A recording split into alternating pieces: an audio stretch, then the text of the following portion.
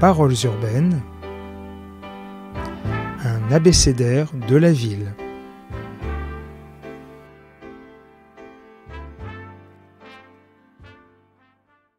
E comme économie. Bonjour Laurent Davzy. Bonjour Xavier Capodanno.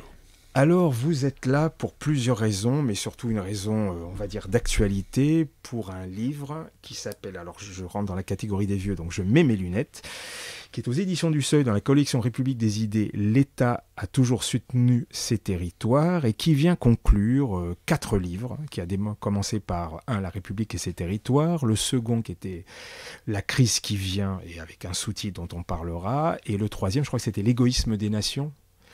Le nouvel égoïsme territorial. Le nouvel égoïsme malaise dans les nations. Malaise dans les nations, exactement, et qui permettait de regarder au niveau européen ces inégalités, difficultés, égoïsmes de régions qui se sentent supérieures par rapport à d'autres. Mondial aussi. Hein. Oui, c'est vrai, parce que vous parlez en plus de ce qui se passe dans la Silicon Valley.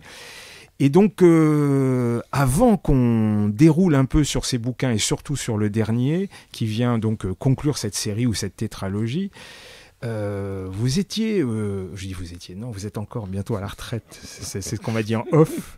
Donc vous avez une chaire au CNAM, mais ce qui est important pour moi, c'est la discipline. C'est-à-dire que vous êtes économiste des territoires et des territoires urbains. Et franchement, c'est une question qui pourrait être naïve, mais qui ne l'est pas.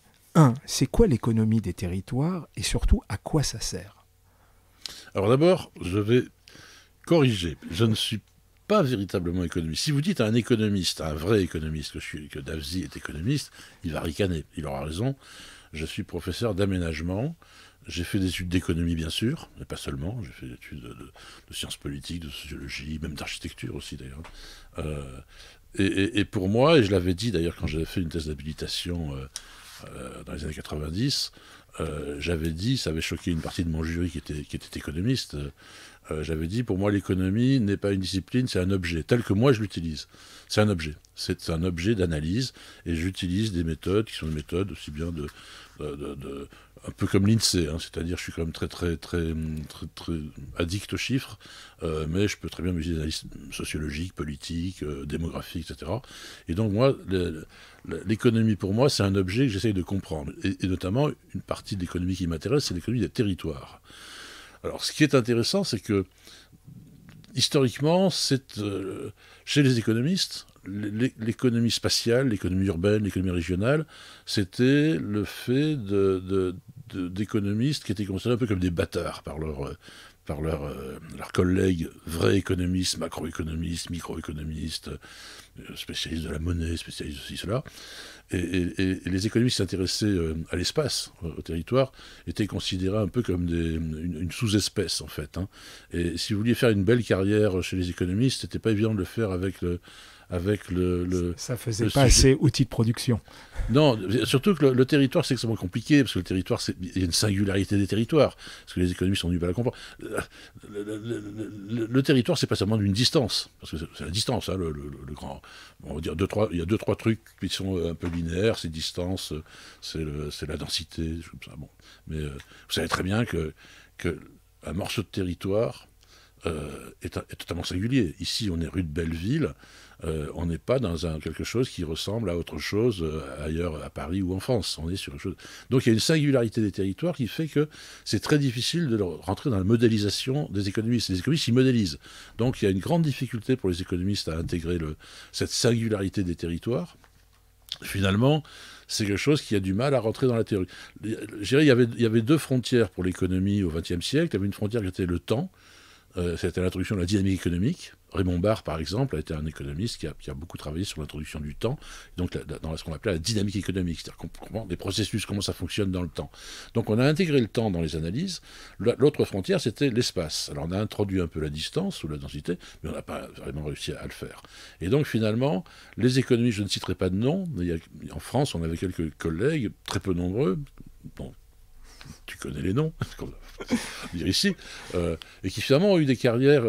Enfin, il y en a un, Pierre-Henri Déric, qui a été mon professeur, c'est un type qui a énormément travaillé, qui a produit des choses extrêmement intéressantes, notamment sur la redistribution des revenus, mais en même temps, ça n'a jamais été considéré comme un économiste de premier rang, parce que c'était à côté, il y avait Raymond Courbis, il y avait d'autres grands économistes français qui apparaissaient comme étant des vrais économistes, alors que l'autre est des bâtards. Il faut attendre, en fait, Krugman, pour que tout d'un coup, avec son prix Nobel en 2008, qu'il a eu sur ses travaux sur la localisation des activités, il faut attendre 2008 pour que, pour la première fois, la question territoriale commence à rentrer dans la question, dans l'analyse économique, où le territoire devient véritablement un facteur de croissance. Les dispositifs territoriaux ont à voir avec l'efficacité de la mise en œuvre des facteurs de production, capital, travail, etc. Et avant, ce n'était pas le cas du tout. Et donc, finalement, c'était très difficile de percer dans le secteur de l'analyse économique quand on travaillait sur les territoires. Et moi, j'ai fait une carrière dans l'aménagement. J'ai fait une thèse d'aménagement. Je suis en 24e section du Conseil national des universités, et j'ai été toute ma carrière professeur. Alors, on dit économiste, pas beaucoup de gens disent géographe. Ce qui est drôle, c'est que j'ai pas fait d'études de géographie. Le géographe Laurent Davzy, je vois ça partout. Je dis, ouais, c'est gentil. C'est pas déshonorant, hein, d'ailleurs, hein, parce que les bons géographes, il n'y en a pas tant que ça, mais les bons géographes, c'est quand même... Quelqu'un me disait, c'est Prudhomme, il disait, en fait, l'économie, c'est une discipline qui est extrêmement forte, avec des modèles, une modélisation extrêmement forte, avec des modèles théoriques qui sont pratiquement idéologiques, en fait. Hein. Et donc, finalement, même un imbécile peut faire une belle carrière dans l'économie, il suffit d'appliquer le modèle. Si on connaît bien le modèle, on rentre dedans. Alors que pour des disciplines plus soft, plus molles, comme la sociologie ou la géographie, ne peuvent réussir que des gens très intelligents. Parce qu'ils ne sont pas portés par il n'y a pas une théorie, une accumulation conceptuelle qui fasse qu'il suffit de bien l'intégrer pour réussir dans la vie. Donc, c'est vrai que les grands géographes peuvent être beaucoup plus intelligents que les grands économistes. Hein, vous couperez, hein, vous couperez au montage. Absolument pas. Et donc voilà. Donc finalement, moi, quand je suis rentré dans cet univers-là, en plus j'étais un peu gauchiste, hein, j'ai évolué depuis. Mais, moi, cette idée d'avoir ce modèle économique libéral, hein, paressien, etc., moi, ça ne m'intéressait pas d'appliquer une grille théorique pratiquement idéologique à la société telle qu'elle fonctionnait. Au contraire, moi, ce qui m'intéressait, c'est de comprendre comment elle fonctionnait, notamment comment les questions économiques et sociales sur les territoires pouvaient permettre d'avoir, en remontant, de faire des explications générales sur la société. C'est-à-dire que le territoire, pour moi, c'était pas un objet en tant que tel, c'était un moyen pour réussir à comprendre d'autres mécanismes. Et je suis assez fier parce que, passé quelques décennies de travail, je pense que j'ai apporté 2-3 petites idées que j'ai été chercher dans les territoires et qui ont permis de remonter sur des explications globales sur la société dans laquelle on vit.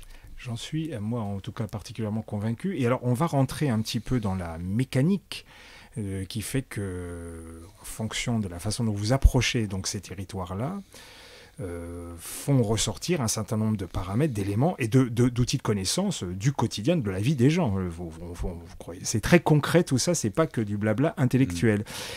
Alors, il y a un élément qui va vous permettre de comprendre ces mécanismes, c'est de regarder les flux.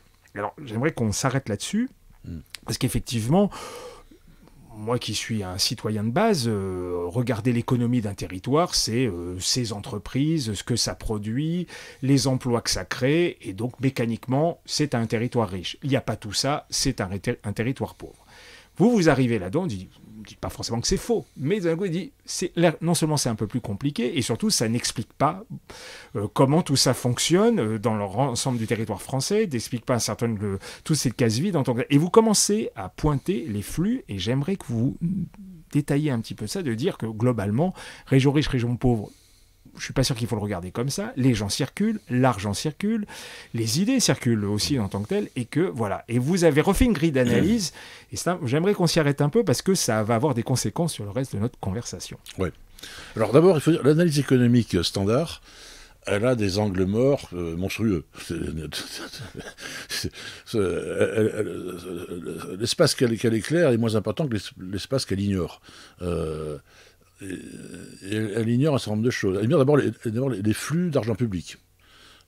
les économistes classiques et néoclassiques n'ont jamais véritablement intégré la question des prélèvements fiscaux, autrement que les prélèvements fiscaux ou sociaux, ça pèse sur les coûts. Voilà, voilà le rôle que ça peut avoir. C'est contraignant. C'est contraignant, c'est pénalisant, etc. Bon, la dépense qui est en face, dépense sociale ou dépense publique, elle est totalement ignorée. Alors il y en a qu'un qui est sorti du lot, qui a dit non, c'est pas utile, la dépense publique, c'est Keynes. Keynes, il a dit, quand on a une crise de la demande, il faut relancer par la demande. Donc vous prenez des chômeurs, vous les payez à creuser des trous, et puis après vous les payez à reboucher les trous. Avec ça, vous avez payé, ils vont acheter des yaourts, ça va relancer l'usine de yaourts, etc. Donc ça relance l'économie. Quand Keynes fait ça, il pense faire du bien à la notion de dépense publique. En fait, il la tue. Parce que ce qu'il prend comme exemple, c'est une dépense publique qui ne sert à rien. Évidemment, pédagogiquement, c'était intéressant parce qu'il montrait que c'était pas la dépense intrinsèque, c'était pas l'activité intrinsèque qui allait sortir de la crise, c'était le simple flux. Mais en même temps, il donne un exemple qui est, vous pouvez jeter l'argent public par les fenêtres, ça aura un effet macroéconomique, mais ça n'aura pas d'effet intrinsèque.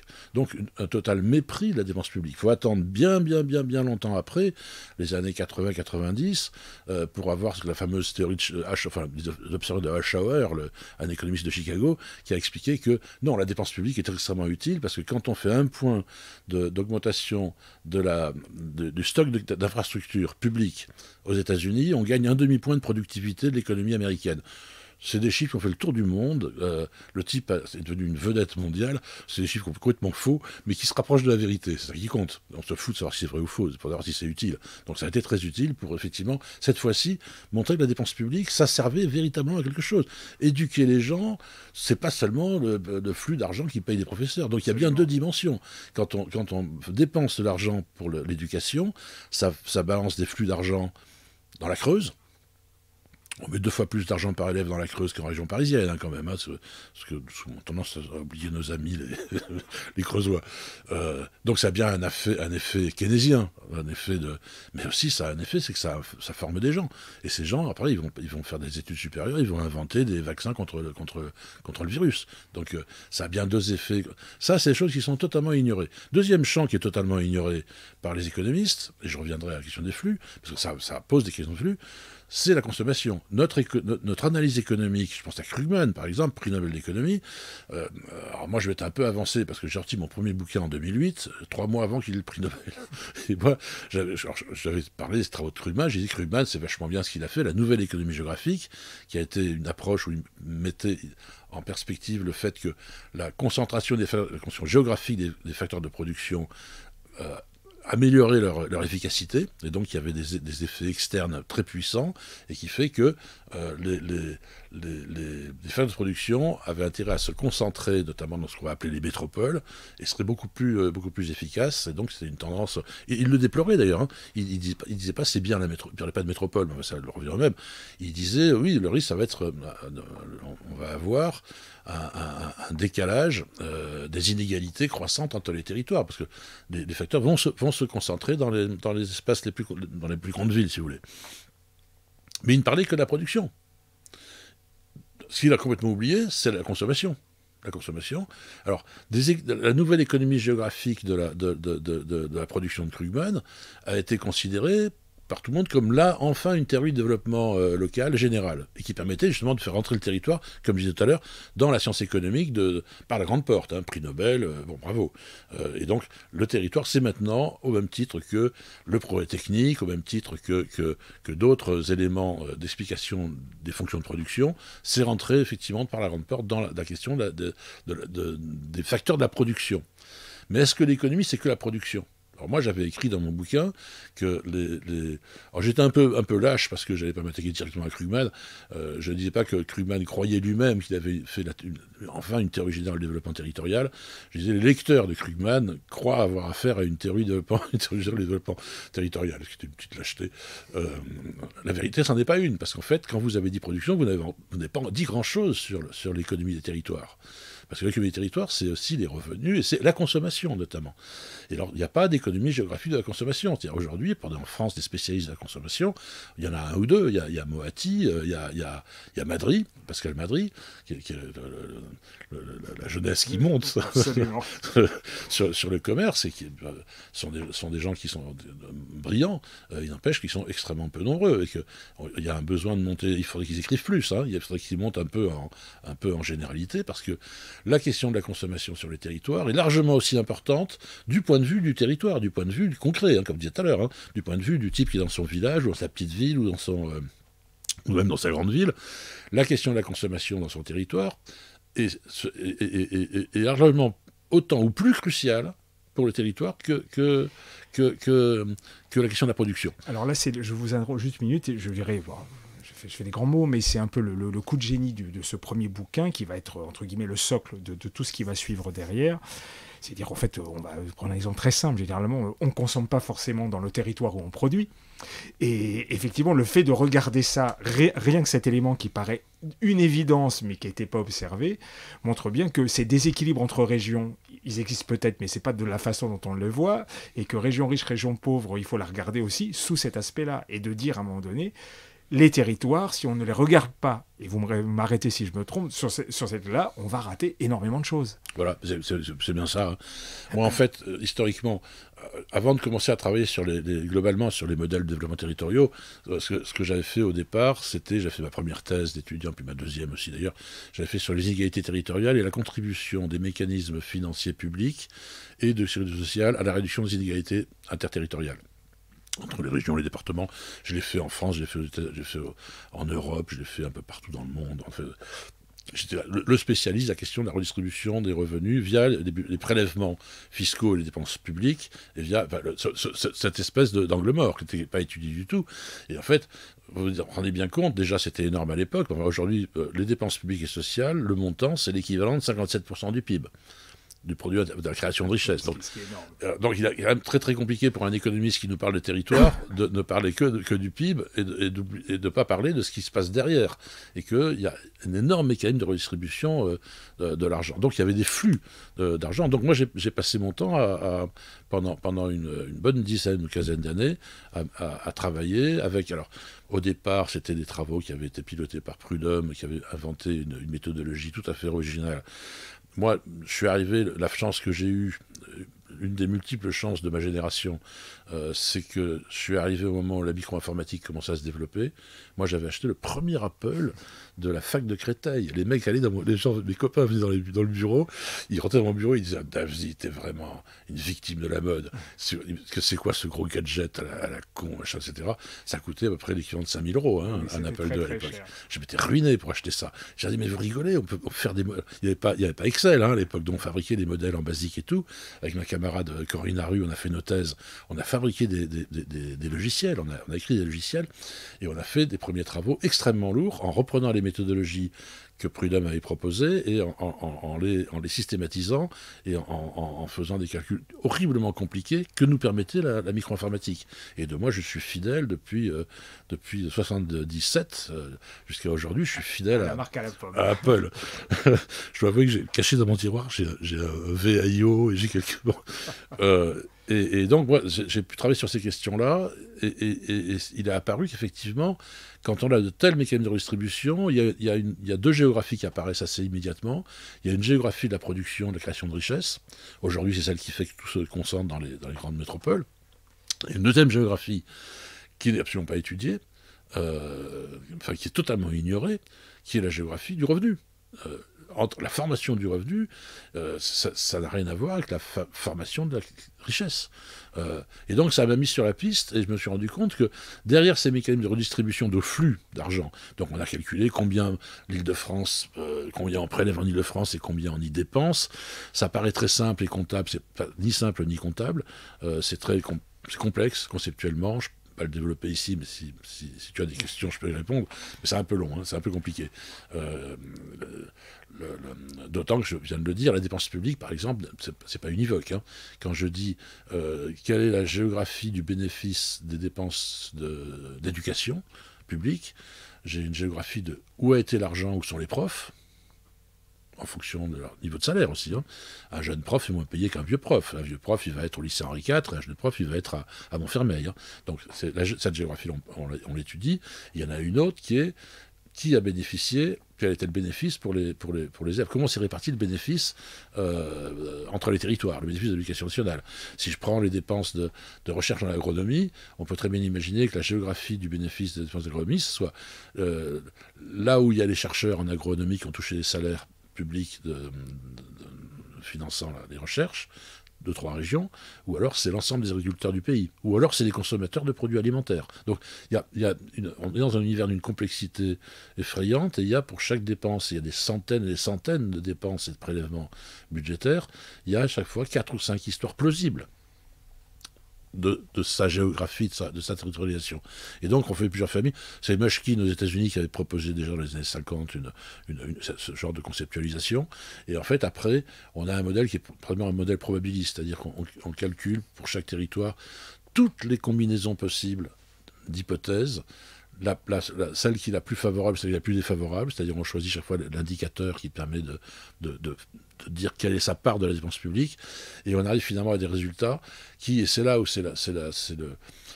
le pari est gagné, c'est qu'en fait, quelle que soit l'acception qu'on ait de la dépense en termes de flux, de bénéfices et des indicateurs qu'on utilise pour l'approcher, quand on n'a pas la statistique, en fait, ça fait très peu de différence, quelle que soit l'option statistique. Les mécanismes, mais pas qu'en France, ailleurs aussi, hein, les mécanismes géographiques, l'économie, les mécanismes sociaux, économiques, sont tous corrélés entre eux. Et donc, en fait, vous avez une convergence extrêmement forte des résultats, qui vous permet ensuite de dire, ben voilà, l'Île-de-France a contribué pourtant à la... Et donc, on a recalculé tous ces chiffres-là. Soit dit en passant, ces calculs qu'on a fait, ensuite on a fait pour la Commission européenne, il y a eu un appel d'offres pour le premier rapport sur la cohésion, j'y reviendrai, qu'on a gagné, et on a recalculé pour un certain nombre de grands pays européens. Donc on a sorti des chiffres officiels hein, pour l'Europe, et qui sont encore les derniers qui ont été calculés. Personne ne les a recalculés depuis. Jan Begg, de London School of Economics, c'était en 1996 qu'on l'a fait, nous. En 2005-6, la Commission européenne lui a demandé de refaire le travail pour vérifier si c'était moi. S'il a touché autant d'argent qu'on a touché nous, c'était une bonne affaire pour lui. Hein. Nous, on a bossé comme des chiens. On a fait bosser 7 équipes en Europe. Ça a été un cauchemar professionnel. C'est dans ces métiers-là, moi je suis consultant, plus le contrat est gros, moins vous gagnez d'argent. Hein. C'est une loi d'airain. Begg, il a rendu un rapport où il dit, en gros, il s'est pas trop cassé la tête, il est publié, hein, c'est pour le retrouver, il a le même titre que notre rapport de 96 d'ailleurs, et il dit, en gros, les analyses de 96 de notre équipe restent valables aujourd'hui. Nous on était contents, hein, c'est ça. Mais si on prend, ça n'a jamais été refait, et si on prend le cas de la France, ça n'a pas été refait non plus. Il faut attendre, c'est Mireille Elbaum, qui était la présidente du Haut Conseil au financement de la protection sociale en 2015-2016. Un jour, elle était une collègue au CNAB, elle m'a dit, mais dis-moi Laurent, tes travaux sur la redistribution des revenus par les fonds publics, la sécurité sociale, ils ont été repris depuis? Je dis non. L'INSEE, depuis longtemps, dit qu'ils vont le faire, mais ils ne le font pas. Alors moi, j'avais écrit un article où je disais, sur cette affaire, l'INSEE reste le calcul entre deux chaises, ne sachant pas choisir entre une approche conceptuelle économique ou une approche comptable. Ils ne savent pas, ce que je disais tout à l'heure, les ambiguïtés Ils n'ont pas apprécié, d'ailleurs, ça ne les a pas fait rire. Moi, j'étais vachement fier, calcul entre deux chaises, j'avais trouvé ça, j'étais content. J'ai montré ça à ma femme, elle m'a dit, ça ne fait rire que toi.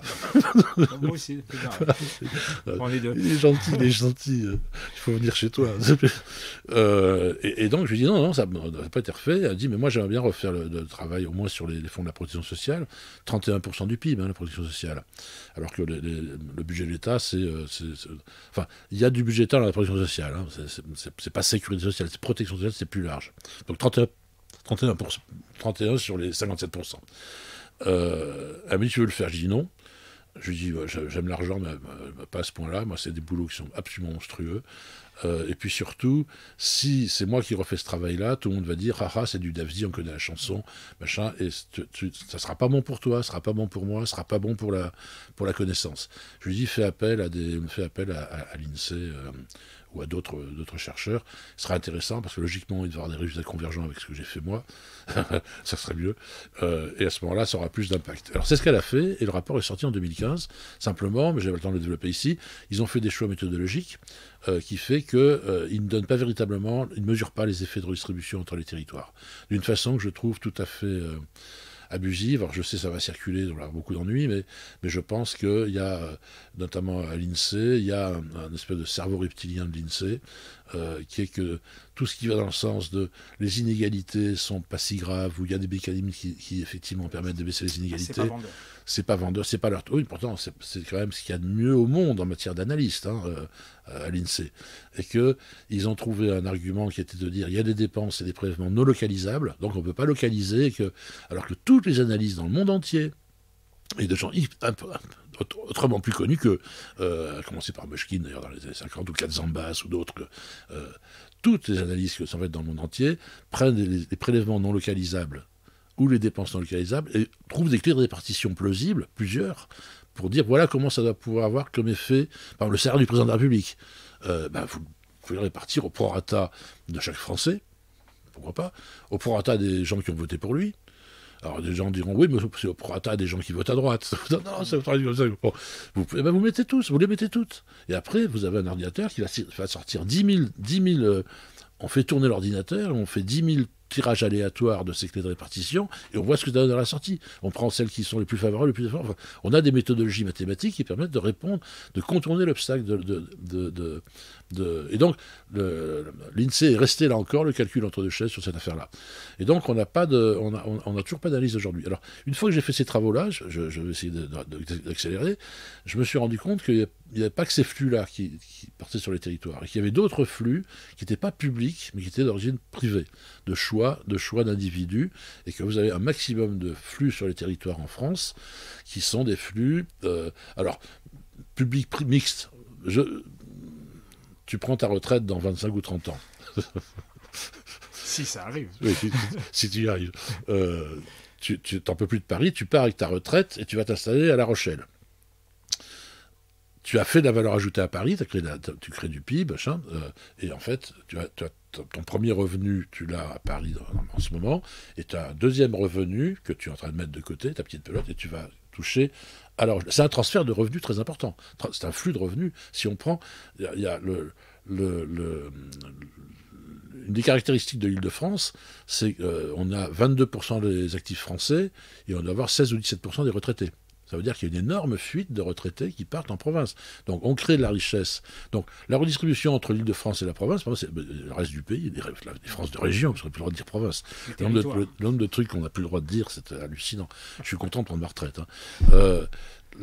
Une partie très importante, c'est pas seulement les effets budgétaires dont je parlais tout à l'heure, c'est aussi simplement un transfert. Les gens partent, ils déménagent.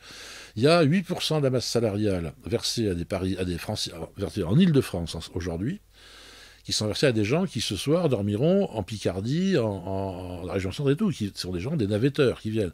Donc pareil, ils créent de la richesse, ils créent de la valeur ajoutée en Île-de-France, et le revenu, il est vendu. Tout ça, Krugman n'a pas vu, le nouvel économie n'a pas vu du tout. Vous avez les touristes. Qu'est-ce que c'est qu'un touriste ? Un touriste, c'est que ça, c'est 150 milliards d'euros annuellement de dépenses touristiques sur le territoire français. 150 milliards d'euros. 7-8 points de PIB. C'est colossal. C'est quoi un touriste ? C'est un habitant provisoire, non recensé, qui vient chez vous et qui dépense du pognon. Il vient avec un revenu qui dépense avec une proportion à consommer beaucoup plus forte que la moyenne des gens.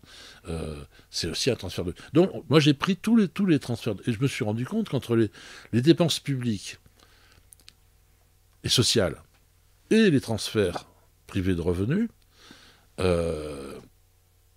avec les retraites, les navetteurs, le tourisme, on avait une géographie, une formation du revenu sur les territoires et une géographie du revenu qui avait une dynamique absolument inverse de la dynamique de la création de richesse. Et on avait cette espèce de haïku, des 4 chiffres que je cite tout le temps.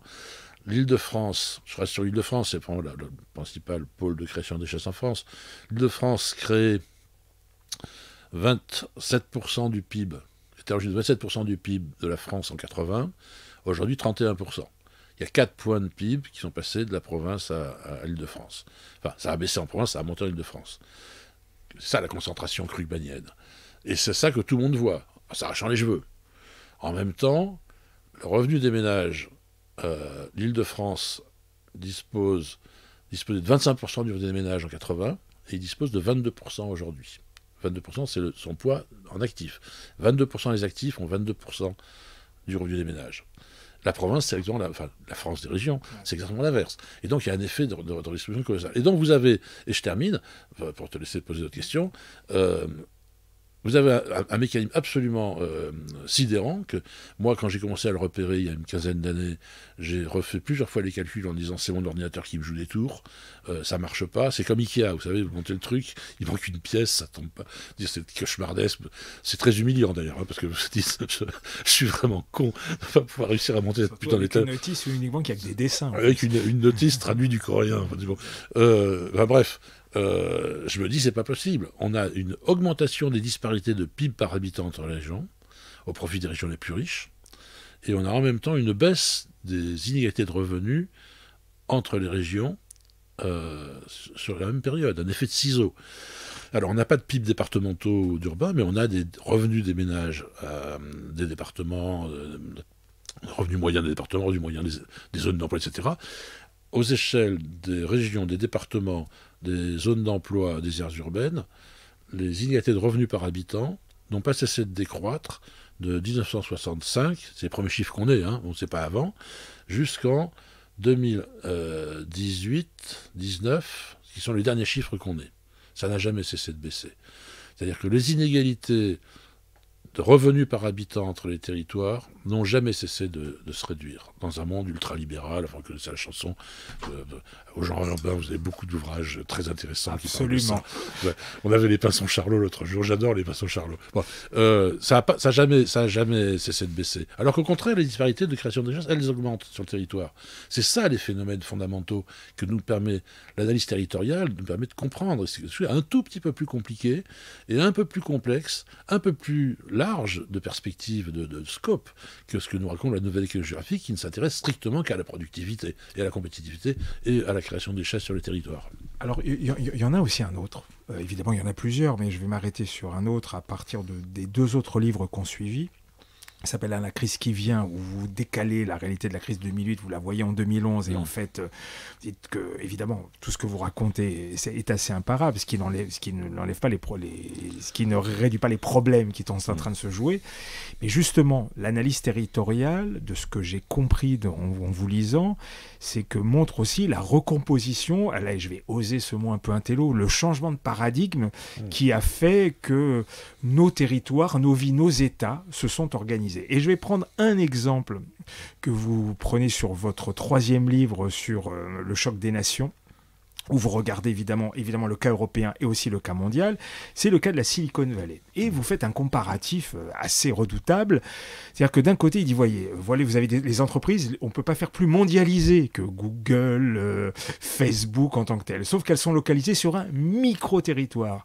Et tout l'argent va sur ce micro-territoire. Et si vous regardez à l'époque, on va dire General Motors, qui faisait fabriquer ses pneus peut-être dans le Colorado, un certain nombre d'autres pièces dans d'autres États, on voyait qu'il y avait une répartition de l'économie sur l'État et que bénéficiait évidemment dans la ville du Michigan, mais en tout cas ça rayonnait, ou comme dirait notre président, ça ruisselait. Alors que là justement, vous montrez ces paradoxes-là, on a des structures hyper mondialisées qui concentrent tout sur un micro-territoire. Et là, en regardant justement par vos flux territoriaux, c'est ça que ça fait ressortir. Ça fait sortir ces paradoxes, ces contradictions, et qui nous renvoient, nous, citoyens, et on va dire un peu plus aux acteurs politiques, devant un nouveau défi. Et c'est ça aussi, enfin, est-ce que j'interprète mal vos analyses économiques territoriales? Non, moi je suis tout à fait d'accord. Ce que vous dites m'ouvre même des perspectives.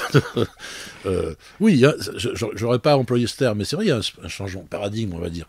En gros, avant les années 80, l'économie productive était pilotée par des grands secteurs lourds, industriels, lourds, massifs. Ces grands secteurs industriels, ils étaient généreux sur le plan territorial. c'est ce qu'on dit General Motors, ou l'industrie automobile en France. C'est-à-dire que ces territoires, ces secteurs-là se répartissaient sur les territoires. C'était la tête et les jambes, ça faisait hurler tout le monde. On disait, les centres de recherche, la direction est à Paris, les centres de production sont à Châtellerault, et c'était l'exploitation du territoire par les territoires, ça a eu simplement, on disait ça sert à que dalle pour le développement, pas du tout. Enfin, on a du recul maintenant, on sait que ça a permis. On le voit avec l'exemple de General Motors, de General Electric à Belfort et Alstom, on voit bien que tout d'un coup, ça manque au territoire. Absolument. Donc en fait, ça a été de puissants mécanismes d'équilibrage territorial. Le grand changement aujourd'hui, c'est que c'est plus vrai. C'est-à-dire que les éléments moteurs ne sont plus généreux sur le plan territorial. Et en fait, alors ça fait hurler tout le monde, mais il y a quand même quelque chose qui a augmenté entre-temps très fortement, avant les années 80 et aujourd'hui, c'est le poids des prélèvements, des dépenses publiques et sociales, et donc les effets de redistribution. Finalement, la générosité est passée du système... vous comprenez ce que je veux dire par générosité, hein, c'est pas non, mais je le prends, une facilité de vocabulaire. Le système productif était généreux parce que c'était de la lutte des classes, c'est le rapport de force. C'est là où on peut effectivement faire avancer socialement, ça se faisait dans l'entreprise. Ça bascule maintenant avec des nouveaux secteurs, ce que je vais venir, traitement de l'information. Et finalement, le lieu, entre guillemets, de la générosité, et donc le lieu aussi des rapports de force, ça devient l'État, ça devient le secteur public. D'où, effectivement, aujourd'hui, ce qui est fondamental, c'est de prendre l'État. C'est plus la lutte sociale. Des grandes grèves et tout, c'est terminé, on n'en a plus parler. Vous avez des mouvements sociaux sur les fermetures d'entreprises. Vous avez les mouvements sociaux un peu liés aux entreprises aujourd'hui sont dans des faire-part de décès, en fait. Hein. C'est pas des luttes sociales dans un système productif dynamique et en expansion. Donc il y a eu ce changement de paradigme qui est colossal. C'est-à-dire que la générosité la question du partage, elle est passée du système productif au système de l'État. Ce qui n'est pas forcément une bonne nouvelle, hein, parce que sur l'enjeu on va y venir du pouvoir sur la de troisième partie. Ce qui s'est passé, c'est le changement majeur technologique. On est maintenant dans l'économie d'information. Et là, vous avez ce truc extraordinaire, c'est que, alors je mets dans le bouquin, le dernier, si vous prenez simplement l'économie numérique. L'économie numérique, si on prend 2007-2018, entre les 2 tiers et les 3 quarts des créations nettes d'emplois dans ces secteurs dits numériques, ça a été dans 15 communes françaises. 15 communes ultra concentrées. C'est Paris, c'est 5-6 communes qui touchent au périph', c'est Lyon, c'est Toulouse, c'est Nantes, c'est Saint-Herblain, Colomiers, très peu. Donc en fait, la concentration krugmanienne, elle est démultipliée dans le secteur du traitement de l'information par rapport à ce qui était l'industrie lourde d'avant. Dans ce bouquin, je regarde par exemple ce qu'était la concentration géographique de l'industrie automobile dans les années 90, au début des années 90, en France. Il y avait l'industrie automobile dans quelques communes en France, dans quelques dizaines de communes. C'était infiniment concentré que ça n'est aujourd'hui sur l'industrie numérique. Donc en fait, on a cet égoïsme territorial. Alors ce que je dis, c'est vrai que si on prend le cas des États-Unis, General Motors faisait travailler l'Amérique entière. Il faisait travailler, mais c'est vrai pour le Renault en France. Hein. Il y avait des gens qui faisaient des boulons, d'autres qui faisaient des pare-brises, d'autres qui faisaient dans l'Amérique entière. Plein de géographes ont fait des analyses, ont montré effectivement la contribution des différents territoires à une chaîne de production en France ou dans d'autres pays. Si vous prenez l'économie de l'information, qui est devenu le premier poste de valeur ajoutée aux États-Unis. Hein, c'est devenu alors l'information, on met dedans informatique, Internet, télévision, cinéma, musique. Oui, c'est devenu un truc absolument. Le premier poste d'exportation aussi, des Américains. Ça se trouve maintenant hyper concentré. C'est-à-dire c'est concentré sur Los Angeles, pour dire les choses un peu San Francisco, Los Angeles, quoi. C'est la Californie. Donc avant, les États du Nord, de Michigan, etc., faisaient vivre l'Amérique entière par leur commande. Aujourd'hui, les secteurs du numérique, les secteurs de l'information, mais aussi Hollywood, tout, ne font vivre qu'eux-mêmes. Et en fait, ils n'achètent rien. Ils achètent une caméra ici, un machin là. Donc c'est hyper concentré. Moi, on m'a demandé il y avait une commission du vocabulaire, on m'a demandé de proposer des mots nouveau, parce qu'il y a un changement de... Alors j'avais parlé d'économie onaniste. Ça n'a pas été retenu. Je suis étonné. Ça n'a pas été retenu. En disant oui, parce que c'est des secteurs qui ne font de bien qu'à eux-mêmes. Absolument. Oui, non, mais Alors que les secteurs par exemple, de l'automobile, c'est les secteurs qui, c'était en permanence, c'était le mariage entre le montage de la mécanique, la sidérurgie, le caoutchouc, la chimie, le machin, l'industrie du verre, etc. Et tout le monde travaillait ensemble pour fabriquer un beau bébé, qui était une belle bagnole. C'est fini. Maintenant, ça se passe Alors ça, c'est très inquiétant. Mais en même temps, c'est vrai que ça permet d'avoir des revenus, et ces revenus sont très lourdement taxés. Vous avez vu que Biden s'y met quand même. Moi,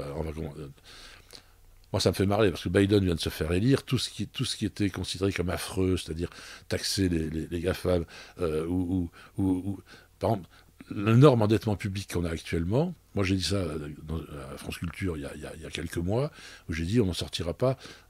Pour payer cette dette, il va falloir soit qu'on ait de la croissance qui permette de faire baisser. Bon, on ne l'aura pas, ça ne va pas arriver.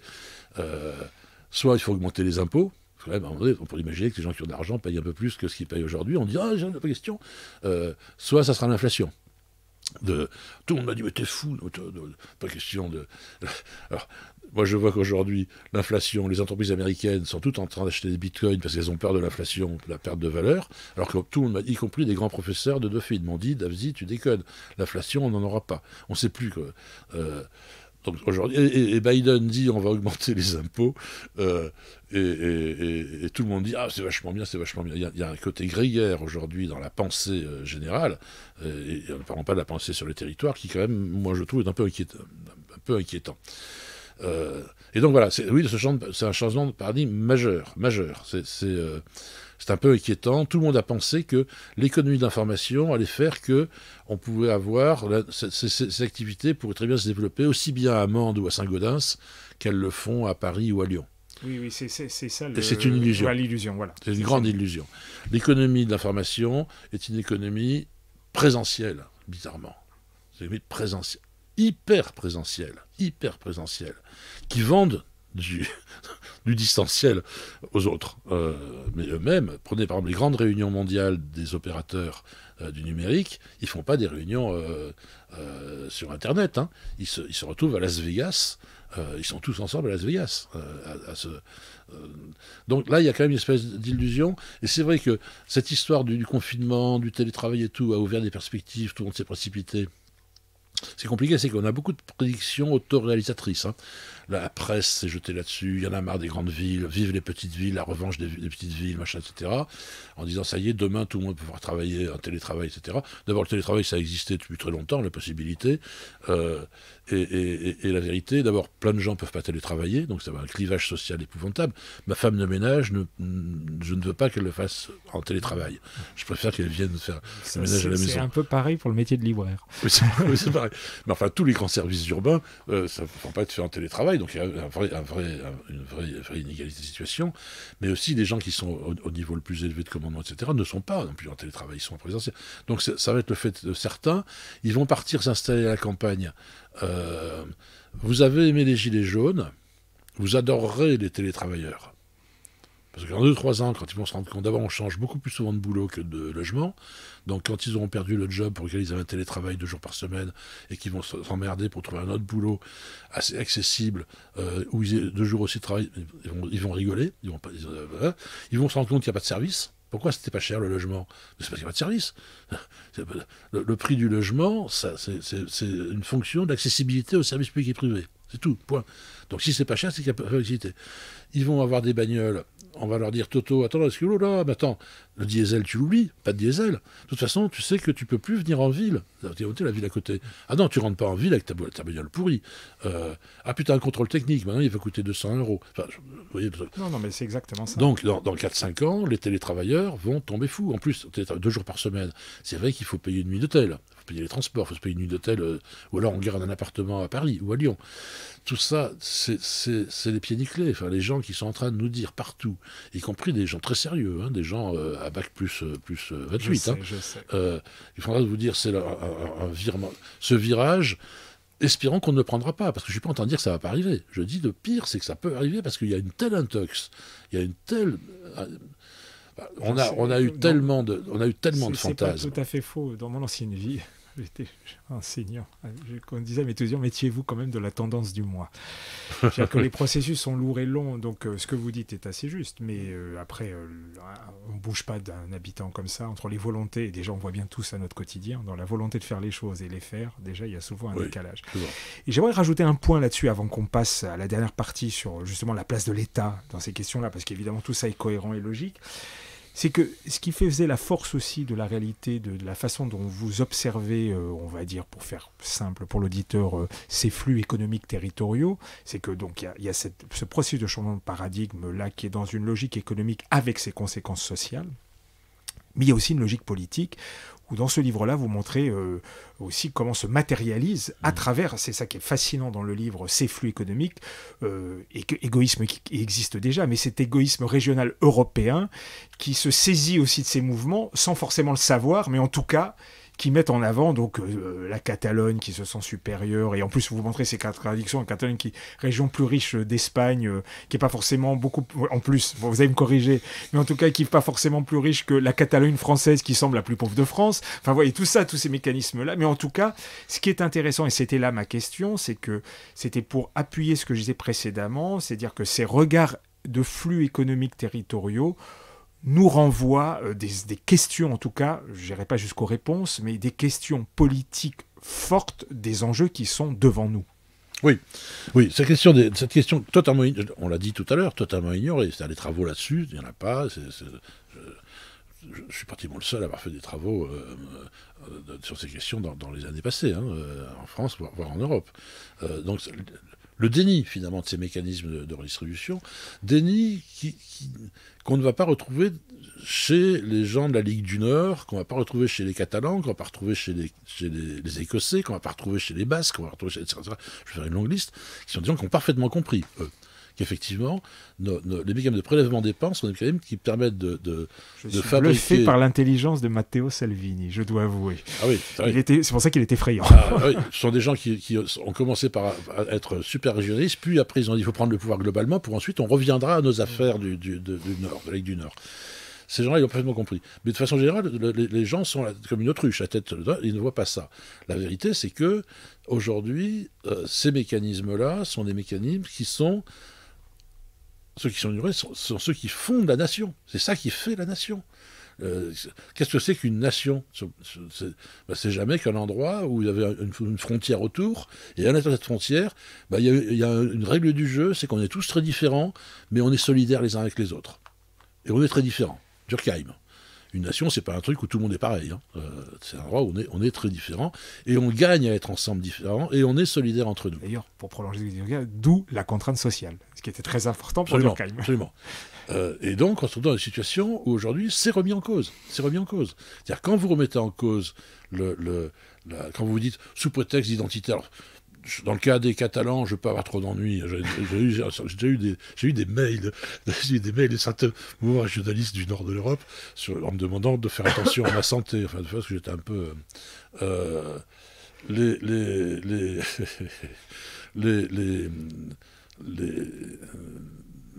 Les mouvements régionalistes, aujourd'hui, s'habillent de trucs d'identité culturelle. Alors, c'est le cas ça avait été signalé par un certain nombre d'auteurs français que je cite dans le bouquin, qui ont montré une espèce de mascarade dans le nord de l'Italie, parce qu'il y aurait un véritable peuplement culturel spécifique, une identité, Ma compagne étant italienne, je maîtrise à vos sujets, et que la fameuse Padania est un concept très flou. La Padanie, machin, etc. Bon, les Catalans, la vérité, ils auraient bien aimé mettre les patrons de l'Espagne, quand même.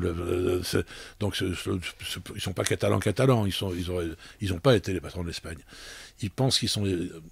Quand on dit à nos étudiants en France quelle est la région la plus riche d'Espagne, ils sont vachement forts dans le baratin. Tous les étudiants disent c'est la Catalogne, Barcelone et tout, c'est pipeau. Les plus riches, c'est les Pays Basques. Le deuxième, c'est Madrid. Un troisième seulement. Alors, c'est pas mal quand même. Le catalan est troisième seulement. Et quand vous discutez avec les élus catalans, parce que j'ai beaucoup bossé avec les Catalans, les types, ils vous disent on a tout loupé. C'est-à-dire que nous, on voulait être le hub pour la péninsule ibérique, on voulait que soit le hub des avions, ou pour les grands sièges sociaux d'entreprise, qu'on tienne l'Espagne et le Portugal, qu'on soit dans un système européen mondialisé, que ça soit nous. Ça ne s'est pas passé chez nous, ça se passe à Madrid. beaucoup plus, d'ailleurs, ça a plus de sens. Enfin bref, tous ces territoires-là, sous couvert d'une identité particulière, alors que c'est quelque chose qu'on trouvait... Moi, j'avais dit, il y a deux types de mouvements. Il y a des mouvements pré-nationaux et post-nationaux. Les pré-nationaux, c'est des mouvements régionalistes de gens qui n'ont jamais joué le jeu, n'ont jamais accepté, ils n'ont pas digéré le fait de rentrer en nation. Les Kurdes relisaient Xénophon. Déjà, il y a 25 siècles, déjà, ça chauffait beaucoup. Hein. Déjà, je vais le lire, je ne vais même pas le relire. L'anabase de Xénophon, l'anabase. D'accord. Les Corses, ils ont pas trop... Alors, à un moment donné, ils ont cru qu'avec Napoléon, ils étaient maîtres du monde, mais passé cette parenthèse-là, ils n'ont pas bien supporté. Enfin, il y a un certain nombre de régions dans le monde qui sont des régions, effectivement, qui ont eu du mal à jouer le jeu et qui ont souvent considéré qu'ils étaient perdants au jeu de la nation. À tort ou à raison. Et puis il y a les conflits post-nationaux, ceux-là, c'est ceux qui sont apparus depuis quelques années, qui sont des conflits, effectivement, plutôt de régions riches, qui sont des régions qui disent « mais moi j'ai plus intérêt à jouer le jeu de la solidarité nationale, ça me coûte un pognon fou. » Alors nous, on a eu pompier incendiaire, on a une responsabilité, mais c'est la faute de Prud'homme, s'il écoute parce on travaillait ensemble sur l'affaire des redistributions sur les budgets, et Prud'homme a été faire une conférence, et il a parlé de l'effet Catalogne, à Barcelone bien sûr. Provocateur. Qu'est-ce que c'est que l'effet Catalogne ? Eh bien l'effet Catalogne, c'est que les Catalans, vous l'avez dit tout à l'heure, les Catalans, ils subventionnent le reste du pays dans le jeu entre ce qu'ils payent et ce qu'ils reçoivent du budget de l'État espagnol, alors que les Languedociens ou les gens de Midi-Pyrénées qui sont juste derrière la frontière, à même niveau de développement, eux, ils sont financés par Paris. Donc il y a une inégalité, des régions sont traitées inégalement, des régions égales sont traitées inégalement en Europe.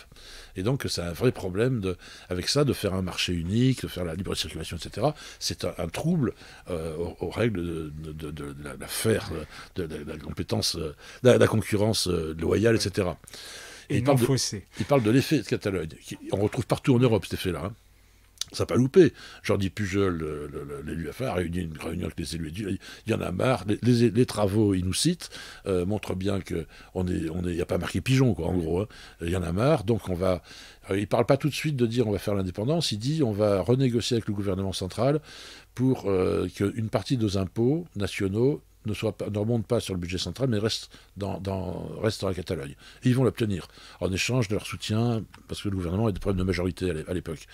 Mais la vérité, c'est que le verre est dans le fruit. Et qu'après, ils disent, bon, attendez, on a marre de payer pour les Andalous. Vous pouvez rajouter là-dedans une petite dose de racisme, hein, parce que quand même, on retrouve dans ces pays-là, légère. Vous connaissez l'Italie. Légère. Entre le nord et le sud, il y a quand même des dimensions qui ne sont pas toujours très honorables. Hein. Ça, c'est clair. Et donc, il y a une espèce de déchaînement, et ça, on le retrouve un peu partout. C'est-à-dire que cette idée, ces flux qui sont généralement ignorés par les gouvernements, mais qui ne sont pas ignorés du tout par les gens qui se considèrent lésés, finalement, ces flux sont, sont à l'origine d'une remise en cause grave de l'idée de nation. Moi, j'ai eu un débat avec un indépendantiste catalan sur Radio France Internationale, sur RFI, un honorable collègue de l'université, et qui me disait un tout, moi j'ai hurlé, et qui une tartufferie effrayante. Il dit, voilà, nous les Catalans, on est pour la solidarité entre les territoires, mais nous, on préfère la solidarité avec les autres régions européennes dans le cadre de l'Europe que la solidarité en Espagne. Je lui dis, mais attendez, professeur d'université, le mec, hein, le budget espagnol, enfin les fonds publics espagnols, budget sécurité sociale, ça représente la moitié de l'économie espagnole, la moitié du PIB. Les fonds publics de la Commission européenne redistribuent sur la base d'un prélèvement qui est de 1 ou 1,5% du PIB européen. Donc ne dites pas que vous préférez la solidarité européenne, la solidarité espagnole, dites que vous n'aimez pas la solidarité, soyez au moins, ayez l'honnêteté de dire que vous ne voulez pas la solidarité, et c'est pour ça que vous voulez être indépendant. Bon, enfin, on est sur des situations... Et tout ça, c'est quand même, on est au XXIe siècle, avec ce genre d'argument politique. Moi, j'avais dit, c'est l'idéologie de la calculette. C'est quand même extrêmement problématique. Hein. Et alors, moi, ce que j'avais dit aussi, qui avait un peu vexé, j'avais dit, finalement, ce qui est rassurant, c'est que les très grandes capitales, comme Londres ou comme Paris, vous ne trouverez jamais en Ile-de-France, parce que c'est des lieux de melting. C'est-à-dire, là encore, on retombe sur Durkheim. Hein. Quand vous avez des territoires où les gens sont dans une espèce de fantasme ou de réalité, d'une certaine homogénéité, vous arrivez à ce genre de délire. Parce que c'est un délire. Hein. Et je ne suis pas chevènementiste, nationaliste, souverainiste, genre. Ça se comprend. Vous n'avez pas ça à Londres, vous n'avez pas ça à Paris. Parce que c'est un mélange, absolument. J'ai plus de chiffres, mais le pourcentage de Parisiens nés à Paris est extraordinairement faible. Ou de Franciliens nés en Ile-de-France est relativement faible. Alors que le pourcentage de Rennais nés en Bretagne est beaucoup plus élevé. Hein. Donc on voit bien que les territoires, il y a aussi ces dimensions-là, cette singularité que je parlais tout à l'heure. C'est pas seulement une dimension, une densité, machin, etc. C'est aussi comment c'est constitué, une épaisseur historique, démographique, etc. Quand plus vous allez dans les territoires, plus vous allez dans l'homogénéité, et l'homogénéité vous conduit rarement sur des chemins de progression extraordinaire, hein, sur le plan politique, idéologique, etc. Et en revanche, ce qu'on voit, c'est que les régions qui sont aujourd'hui en pointe sur la remise en cause de la nation, indépendantiste et tout, moi j'avais dit c'est des métropoles en culotte courte. C'est-à-dire Barcelone, Milan, Glasgow. Ce sont les vraies grandes métropoles ne sont pas dans ce type de démarche de plus vouloir. Vous n'avez jamais entendu un Parisien élu de droite, de la gauche, de l'extrême gauche, de l'extrême droite, dire il y en a marre que les Franciliens payent pour le reste de la France. Pourtant, si on dit l'endettement de la France est un vrai problème. Le déficit chronique depuis les années 80, on n'a pas un budget équilibré depuis les années 80. On est quand même en 2021. Vous calculez, plus de 40 ans. Jamais eu de budget équilibré.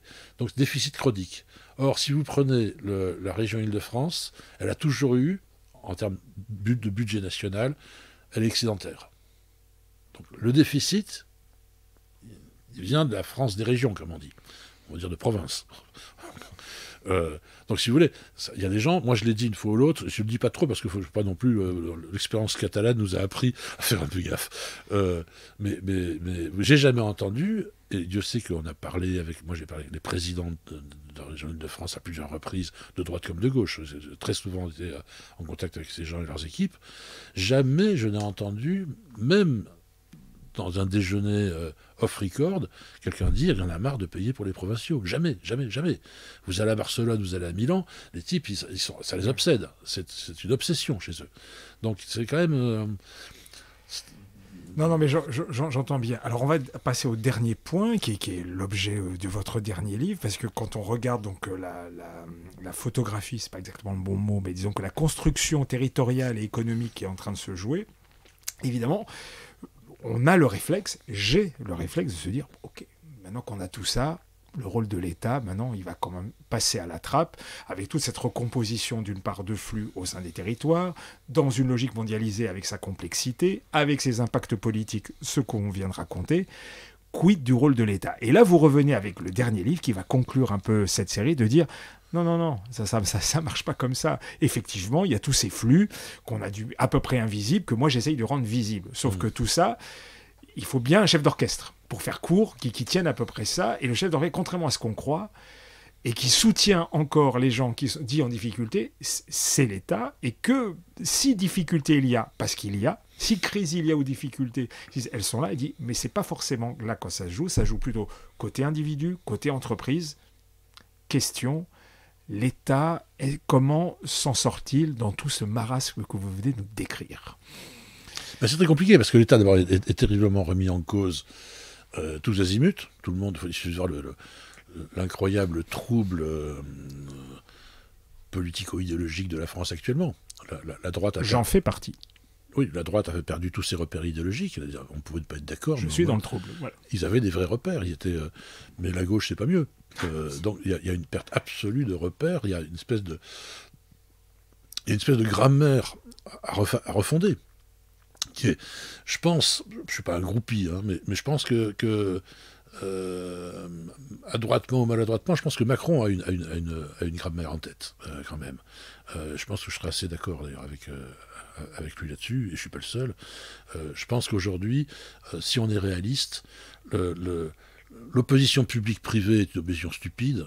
L'opposition plan et marché, que moi j'ai appris ça quand j'étais étudiant, ça, on avait des cours là-dessus à Sciences Po, le plan, le marché, machin. On faisait des rédactions sur c'est terminé. Tout ça, il y a une espèce de mélange absolu.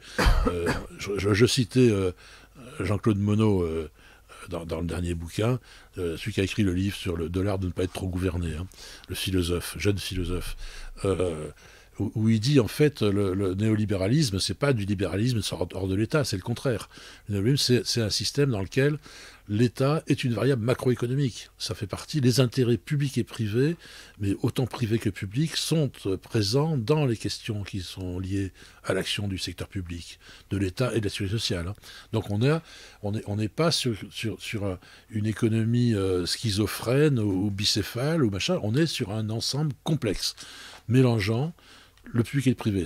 Les grandes fortunes françaises aujourd'hui, les grandes entreprises françaises, je crois que c'est Pinson Charlot avait montré ça, elles viennent toutes de l'action publique. Bouygues, ça a été Oui, c'est vraiment, il a fait fortune sur le marché public. Ah, absolument. Et si vous prenez toutes les grandes fortunes actuelles, ou la plupart d'entre elles, ils viennent des marchés publics en fait. Hein. Et donc aujourd'hui, et dans les virages qu'on doit prendre, ce sont des virages, notamment des virages écologiques, environnementaux, du vieillissement de la population, un déplacement finalement du front du progrès de la physique vers la biologie, et donc avec toutes les questions de la santé, les questions de ce que Martin appelait le care en fait. Hein. Là, on est sur des secteurs qui répondent à une énorme demande sociale mondiale. Sont des secteurs en forte expansion et qui appellent aussi bien de l'action publique que de l'entrepreneuriat privé. On le voit un peu. Alors, c'est avec des erreurs. Hein, on voit bien l'affaire des vaccins. Il y aura sûrement des livres qui sortiront pour montrer combien l'affaire de l'épidémie actuelle met en relief une espèce de maladresse dans la combinaison de l'argent public et de l'argent des intérêts publics, des intérêts privés, etc. Il n'empêche que ça progresse avec des je répète, des accidents, mais ça va s'améliorer. Et c'est ça l'avenir. L'avenir, c'est ce que dit Pierre Welch dans son bouquin sur l'hyperindustrie. Je ne sais pas si vous l'avez invité. Je ne l'ai pas invité, mais j'ai lu le livre. Où il dit effectivement, à l'avenir, les grands secteurs de développement, ça va être des secteurs notamment autour de la santé, autour des services à la personne. Et ces secteurs de services à la personne, c'est très largement encadré par l'État. C'est permis par l'État, c'est avec des investissements lourds faits par l'État. Donc en fait, moi je pense qu'on a devant nous une phase tout à fait intéressante, et une phase d'autant plus intéressante que je pense, alors ça je vais faire un peu de cocorico, je pense qu'en France, on a un peu d'avance sur les autres, sur cette histoire de... On n'a pas été bon pour fabriquer des iPhones. On sait pas faire... On a été bon pour faire des grands projets publics avec de l'argent public. Et on a été sur des projets qui sont des projets, par exemple, de transport collectif. On a fait le TGV. C'est pas parce qu'on était technologiquement meilleur que les Américains qu'on a fait le TGV et pas eux. Parce que nous, on voulait faire un transport collectif rapide. Ils auraient voulu en faire un, ils l'auraient fait, bien sûr. Ils ont des ingénieurs, ils ont envoyé, eux, ils allaient sur la Lune. Donc, c'est plus compliqué que de mettre en train sur Paris-Lyon. Il n'empêche que c'est nous qui avons fait le TGV. Sur le plan des transports collectifs, on est des maîtres du monde. On en vend dans le monde entier, hein, des réseaux de transport, etc. Sur le plan de la gestion, par exemple, des réseaux, on est super bon. On est quand même, faut arrêter de pleurer, on est médaille Field, on est dans les meilleurs du monde. On a 1% de la population mondiale et on a, je ne sais plus combien, 5 ou 10% des médailles Field quand même. Hein. Donc on a des gens extrêmement avancés, donc on est super fort sur la gestion de... L'auditeur, c'est le prix de Nobel mathématiques. Oui, le prix de Nobel mathématiques, pardon. On est super fort sur la gestion des réseaux. On est fort sur tout ce qui est bien collectif. Alors on nous dit c'est remis en cause aujourd'hui qu'on est les meilleurs du monde sur le plan de la gestion sanitaire, hôpital, la combinaison finalement... Là, on l'est un peu moins maintenant. Alors, un peu moins, mais je demande à voir. Parce qu'on pousse des hurlements, on nous dit qu'il y a eu 100 000 lits qui ont été fermés, c'est vrai, ce que je dis dans le bouquin, sur 500 000, on a fermé 100 000 dans les 10 années passées, mais on a quand même augmenté très fortement le personnel hospitalier, on a changé les méthodologies, aujourd'hui c'est ambulatoire, vous allez vous faire opérer de la rate, vous allez à l'hôpital ce matin, vous rentrerez dormir chez vous ce soir, alors qu'avant vous gardez pendant 4 jours, et ça a dû coûter une fortune, donc moi je demande à voir. On a une expérience, on est sur la gestion urbaine. j'arrive au génie urbain. Quand même, le genre, ça suffit. Oui, non, mais le génie, on verra bien. Bon, il suffit de changer. J'ai envie une lettre. Hein. Oui, ça fait toute la différence. On est super bon, on a une réputation. Moi, j'avais été, un souvenir, avec, comment il s'appelait, le patron des affaires internationales de ministère de l'Équipement, qui était un ancien communiste, j'ai oublié son nom, un type magnifique personnage. On part à plusieurs faire une mission de promotion du système de gestion publique à la française des grandes infrastructures, système d'économie mixte, concession de services publics, etc. Et on fait une conférence aux Philippines devant tous les ministres concernés, équipements, etc., les grands élus de la zone Pacifique. Donc c'est un gros machin, hein, dans un grand hôtel, machin. Et on fait notre topo. Alors moi je fais un truc sur le rôle des infrastructures dans le développement territorial, etc. Et puis notre patron, dont j'oublie toujours le nom, le malheureux, il est mort aujourd'hui, fait un grand numéro sur... C'était pas Jean-Louis Guessot qui était à l'époque? Non. Il n'était pas ministre, il était... Ça me reviendra. Bon, c'est pas grave. Et il fait un grand numéro sur la méthodologie française, la façon, le système français, la pensée française sur la gestion collective, la gestion urbaine. Hein. Et il y a le pot. Alors on s'arrête, on va boire du café et tout. Et puis j'ai à un moment donné un ministre, je ne sais pas d'où, qui vient me voir. Il me dit c'est très intéressant ce que vous racontez, en anglais. Mais il y a une chose que vous n'avez pas dite quand même. C'est que vous n'êtes pas américain. Ce qui voulait tout dire. Ça voulait dire votre système français, mais au moins c'est un avantage, c'est que vous n'êtes pas... Alors, ce qui est marrant, c'est que tous ces types-là, ils ont oublié que la France était une puissance coloniale épouvantable. Ce qu'a vécu l'Algérie, je ne sais pas si vous connaissez la situation algérienne, de la colonisation algérienne, c'était absolument horrible. Un petit peu. La France a été une puissance coloniale d'une grande brutalité. Alors, ils ont oublié, parce que c'est les Américains. Donc la France a une image très forte au niveau international. On a les French Doctors. Les French Doctors, c'est une vraie valeur. Hein. Ça veut dire que les Français sont courageux, ils vont au truc, le devoir d'ingérence, machin, etc. Donc on a fabriqué... Je veux dire, c'est une tartufferie. On a réussi à fabriquer quand même, à peintir une image de la France qui est plutôt orientée vers l'action collective, les projets publics, les projets urbains, la qualité. On a des très grands architectes. On a tout un ensemble de trucs, la santé, le care, de façon générale, les grands équipements, la technologie au service des populations, etc., qui fait qu'on n'a pas fait, effectivement, les iPhones, on n'a pas fait les objets individuels marchands, individualisés, mais que on a une offre dans un monde qui est en train de s'urbaniser et qui aura besoin de tous ces services. Donc je pense qu'on a en France on a un boulevard. Hein, Alors justement, je vous prends au mot parce que ce qui est intéressant dans le livre, donc justement, qui s'appelle, donc je rappelle, l'État a toujours soutenu ses territoires, c'est qu'en opposition, c'est même pas une opposition, c'est que vous montrez les forces qui sont en train de se jouer. On rentre dans une processus d'hypermétropolisation, et d'ailleurs vous avez un regard sur le regain du centre-ville, alors qui est en partie à juste titre, des fois, en tout cas sur les villes moyennes, disent ça, on va à la catastrophe. Vous montrez que c'est pas si catastrophique que ça, qu'il y a des dynamiques qui se jouent, et que cette hypermétropolisation qui est en train de se jouer avec tout ce que ça peut comporter, c'est le fruit un peu de cette conversation précédente de richesse, d'organisation, de technologie en tant que telle. Évidemment, ça va se concentrer dans certains lieux, donc la région Île-de-France là écrabouille tout, et donc la question c'est que vous dites, mais ok, mais les autres territoires, ils sont pas à l'abandon. Donc s'ils sont pas si à l'abandon que ça, c'est qu'il y a bien un acteur qui joue son rôle, c'est l'État. Question. Donc à ce moment-là, pour vous, c'est l'État est encore vraiment un acteur fort pour ces forces qui sont en train de se jouer, qui le dépassent, mais qui lui, il essaye de tenir la barque, pour faire court.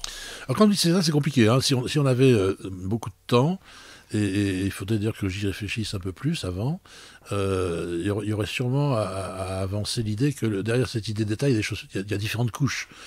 Je dirais que d'une façon, ce qui tient nos territoires, ce qui fait que si la géographie économique et sociale du pays, c'était la géographie de la production, la France serait à feu à sang. Et on aurait explosé, hein. Ça aurait été la Yougoslavie. Hein. C'est comme ça, la Yougoslavie, c'est ce qui s'est passé. Hein. Ça a explosé sur les problèmes de solidarité interterritoriale. Hein. Ce qui fait que ça tient, c'est qu'on a ces systèmes de solidarité. Mais c'est pas l'État, c'est pas le gouvernement actuel qui a décidé le truc. Moi, j'avais dit ça dans un papier, j'avais dit, si vous voulez remercier l'État pour son rôle sur la cohésion territoriale, sur ce maintien finalement, sur ces équilibres croissants entre les territoires, il faut aller dans les cimetières, il faut aller fleurir des tombes. C'est la politique de l'homme mort. C'est des gens qui, dans les décennies passées, au fil des décennies, depuis la Deuxième Guerre mondiale, ont fabriqué ce système. Donc ce qu'on appelle l'État aujourd'hui, c'est une règle du jeu. Commune, collective. Et on a un certain nombre de gens qu'on a élus et qui sont ceux qui tiennent la table de jeu, quoi. Macron, il tient la table de blackjack, mais c'est pas lui qui a inventé les règles du blackjack. Il distribue les cartes. Alors il peut de temps en temps, effectivement, faire une petite intervention, jouer plus vite ou plus lentement, mais c'est pas lui qui a inventé la partie, le jeu de blackjack. Donc attention, la partie, moi j'avais montré qu'il y avait des politiques qui étaient à effets territoriaux, des politiques implicitement ou explicitement territoriales. 99% des politiques publiques, et je dirais même plus, 99,5% des politiques publiques, et je parle des mécanismes de la sécurité sociale dans le même temps, sont des purs mécanismes de récurrence, c'est des politiques territorialement implicites, pilotées par personne. C'est piloté par des morts, piloté par Jean Moulin, pour aller rapidement. Et vous avez 0,5% qui sont la stratégie, l'État stratège. Moi, ça me fait marrer. Tout le monde dit l'État stratège. Oui, l'État stratège, ça joue à la marge. Quand l'État stratège, le genre de truc qu'il a fait vraiment sérieusement, c'est de dire on va recruter un fonctionnaire quand il y a 2 départs à la retraite. Ça, voilà. Mais ça, il le fait même pas, de toute façon. La RGPP n'a pas été appliquée du tout. C'était un machin pour parler à la radio. C'était pas fait pour l'appliquer. Donc, si vous voulez, l'État dont on parle là, c'est des règles du jeu, c'est des règles avec un grand consensus généralisé. Prenez ce qu'était le Front National, par exemple, de l'époque Le Pen, c'est la partie radicale de l'histoire de ce mouvement. C'est la plus radicale, parce qu'ils sont peut-être pas sortis totalement. Mais même Le Pen, à l'époque, a accepté l'impôt sur le revenu. Alors que l'impôt sur le revenu, remonté au début du XXe siècle, ça faisait hurler tout le monde. C'était un truc absolument affreux. Relisez Michelet. Michelet, pour vous montrer, Michelet qui était un bon garçon, il voulait montrer quand même que la Révolution française, il y avait quand même à boire et à manger. Et il montrait par exemple qu'il y avait des clubs de fous furieux à Paris qui se réunissaient en 1792-13 et il y avait un club de cinglés et qui disait ouais, il faut qu'on lève des impôts sur les riches pour redistribuer vers les pauvres. Et Michelet, 60 ans plus tard, dit à ses lecteurs, vous imaginez, vous vous rendez compte ce genre de folie qu'avaient en tête les révolutionnaires, c'est vous dire le chemin qui a été parcouru. Et il faut attendre 1914. Il y a eu un premier impôt sur le revenu pendant très peu de temps, pendant la Révolution française, mais il a été très vite abandonné.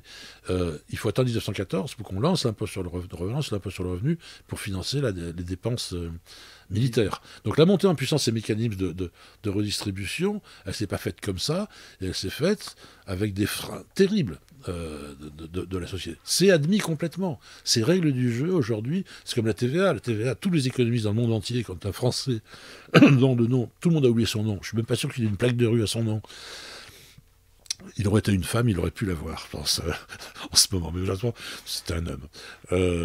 Et il a inventé la TVA. Tous les économistes mondiaux ont dit la TVA, c'est un impôt de merde, c'est un impôt absolument affreux, régressif, etc. Horriblement compliqué, en cascade et tout. Je parle à un entrepreneur. Heureusement que j'ai un comptable. Un entrepreneur qui passe ses samedis à remplir ses... Non, j'ai un comptable qui me coûte très cher pour ça. C'est un truc qui est à double peine, parce que c'est... Absolument. On paye mais en plus on paye le comptable. Le monde entier s'y est mis, à commencer par les anglo-saxons, qui avaient hurlé en disant c'est vraiment un truc de français. Donc, les règles du jeu qu'on a établies, qui ne sont pas forcément des trucs qui vont exactement dans la grammaire d'économie libérale dont on parle en général, ce sont que des espèces de dysfonctionnements positifs de nos sociétés qui permettent effectivement de prélever beaucoup d'argent et de redistribuer et d'établir des équilibres entre les familles pauvres et riches, les grandes et les petites, et les territoires.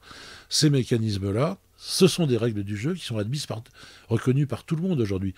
Et alors, simplement, il y a ces gens, tous ces gens, c'est la Padanie, les Catalans, les Écossais qui n'ont pas compris que c'était eux qui gagnaient au jeu de la... Les Écossais, ils sont persuadés que s'ils sont indépendants, ils vont y gagner. Parce qu'ils disent en plus, il y a tout le problème de le pétrole de la mer du Nord. À qui il est? C'est pas du tout garanti qu'il soit aux Écossais. Et puis même, de toute façon, les gisements s'épuisent. Les compagnies pétrolières vont régler le problème de toute façon. Les gisements s'épuisent, le coût pour le traitement est de plus en plus élevé, et de toute façon, on va leur dire, c'est terminé, il n'y a plus de pétrole. Donc, les Écossais, ils vont se retrouver plus pauvres que quand ils étaient solidaires avec le Royaume-Uni. Et en plus, ils vont nous... Il y a un truc absolument effrayant. Tous ces pays sont en train de se fragmenter. Excuse-moi, je reviens un peu en arrière. Quand on refuse ces règles du jeu, ça a des effets du type de ce qu'on va voir et ce qu'on voit déjà. Tous ces petits pays qui s'inventent, ils disent « Ah ben non, nous, fuck la guerre, la paix, l'information, etc. » Et donc, ils le disent, les Écossais, ils disent « Si on est indépendant, les dépenses militaires, notre contribution aux dépenses militaires britanniques, et maintenant, ça va aller à l'université. » C'est sympa pour dîner le soir en buvant des coups, c'est vachement bien, c'est que des gens très sympas. C'est plus sympa que ces abrutis militaires. Le seul défaut du truc, c'est qu'à partir du moment où il n'y aura plus d'armée nulle part, pourquoi Poutine il se frotte les mains avec cette fragmentation? C'est qu'on est en train de se scier les jambes dans la fragmentation. Donc, je répète, tous ces mécanismes-là sont très peu étudiés, mais si on commence à y toucher, c'est des châteaux de cartes. La France est un château de cartes. Les nations européennes sont des châteaux de cartes. Vous enlevez la carte qu'il ne faut pas, c'est pas un Mikado. Mikado, vous pouvez enlever un truc sans toucher trop l'édifice. Nous, c'est un château de cartes. La règle du jeu, c'est pas l'État, c'est pas le gouvernement actuel. Ce sont les grandes règles du jeu qu'on a établies, qu'on a ajusté quand même, parce qu'il faut les ajuster. Peut-être qu'on a un peu trop de dépenses publiques, on a un peu baissé la taux, etc. Mais en gros, on n'est pas sur un État qui serait dirigé par un chef d'entreprise qui dirait on arrête de fabriquer des voitures, on va fabriquer des bateaux. Les trucs, c'est une énorme inertie. Absolument. Donc, alors, ce qui est intéressant, après, on revoit au lecteur parce qu'il y a énormément d'informations et d'autant plus, il y a un petit côté assez génial de la méthode que vous utilisez. Vous appuyez sur le fichier des allocations familiales et donc ça vous donne une perspective en masse déjà de volume de gens et surtout de répartition d'argent qui montre très bien comment l'État est là pour soutenir. C'est assez imparable, hein, il faut avouer que. Et puis c'est hyper intéressant le découpage, les 740 zones que vous utilisez. Je confie ça au lecteur. Mais ce qui fait pour moi la force du livre, c'est que, évidemment, vous ne nous laissez pas, et c'est là, vous ne restez pas uniquement sur l'idée, avec des chiffres à l'appui, que l'État soutient ces territoires, c'est que, comme vous pointez aussi qu'il y a des problèmes de crise et d'égalité, donc évidemment, vous essayez d'où elle vient. Et vous nous montrez, et c'est là que je voulais en venir, et on va conclure là-dessus, parce que c'est peut-être les défis qui nous attendent, que c'est non seulement ça ne se joue pas sur l'État qui serait en retrait, mais ça se joue d'abord sur le mouvement des gens, c'est-à-dire vous, nous, on change de territoire, peut-être avec le Covid, et puis aussi un autre paramètre de mouvement, c'est celui des acteurs économiques, en clair, des entreprises, pour faire simple. Est-ce que c'est vraiment... Alors, vous allez un peu dérouler là-dessus, mais... On a l'impression que le paradoxe, et c'est ma question, on sent que c'est le défi qui nous attend, et que peut-être ce fameux État que vous êtes en train de défendre, qu'est-ce qu'il peut faire contre ce mouvement qui a l'air d'un mouvement qui démarre depuis une bonne trentaine d'années, mais qui, en vous lisant, ne va que s'amplifier. Alors, c'est pas sûr que ça s'amplifie. D'abord, l'hyperconcentration de la valeur ajoutée dans certains territoires, les métropoles aujourd'hui, je pense qu'on a vu la partie la plus forte du mouvement. Non pas parce que ces activités vont s'étaler sur le territoire, ça c'est un fantasme, le télétravail, machin, non. Non, ce qui se passe, c'est que, ça a été dit par le président de la Banque mondiale il y a 2 ans dans une conférence à Georgetown University, il a expliqué aux étudiants sur la base d'un rapport qu'il avait fait le consulting group, comment il s'appelle, un groupe de consultants de Boston. MIT, j'imagine. Non, pas les MIT, non, je ne sais plus sur le nom. Je ne les connais pas. Qui dit qu'en gros, avec le numérique, la robotisation, les imprimantes 3D, donc finalement, en partant de cette industrie numérique, dont, à l'origine, est extraordinairement concentrée, elle va se mettre à partager, d'une certaine façon, parce qu'elle va permettre, elle va modifier la répartition des tâches dans le monde. Il dit, on n'aura plus besoin d'aller chercher une main-d'œuvre à bon marché pour monter des machines et des objets en Chine ou ailleurs. On aura des machines robotisées, des imprimantes 3D. Vous avez vu, on fait des maisons maintenant en 3D. Donc on va relocaliser. Et on va relocaliser. Alors quand ça va arriver, comme toujours, quand vous avez une bonne nouvelle qui arrive, généralement, vous voyez que derrière, le ciel est un peu sombre. Hein. Mais vous regardez surtout l'hirondelle qui arrive, on verra plus tard. Le truc un peu sombre, c'est que quand vous allez avoir effectivement une remise en cause de la croissance chinoise, indienne, même s'ils sont très forts sur le plan technologique aussi, mais en fait, massivement, là où ils sortent du sous-développement, c'est en créant des emplois d'ouvriers. Et quand il va y avoir un problème quand ça va s'arrêter, ça va être très compliqué. Si ça commence à péter à l'intérieur de la Chine, on va entendre parler jusqu'ici. Hein. Bref, ça arrivera. C'est écrit. Ah, oui. La question, c'est quand. C'est pas la question, est-ce que. C'est quand. En tous les cas, dans un premier temps, c'est plutôt bien parce que ça permet de relocaliser. Relocaliser où? Dans des endroits pas trop loin des métropoles. Parce qu'on a besoin quand même de techniciens supérieurs, on a besoin de gens de concepteurs, mais aussi quand même dans des endroits où il y a quand même des techniciens, on n'a pas besoin d'ouvriers de base, et où il y a du foncier pas cher. Bon, typiquement en France, un territoire vachement bien situé, où il y a tout ce que vous voulez, autoroute, train, machin, pas loin de grands centres urbains, avec une tradition industrielle quand même assez intacte, assez conservée, c'est la Picardie. Enfin, c'est la région d'aujourd'hui, la grande région Nord-Picardie, au cœur de l'Europe, comme on dit, mais c'est vrai en plus, hein, pour une fois.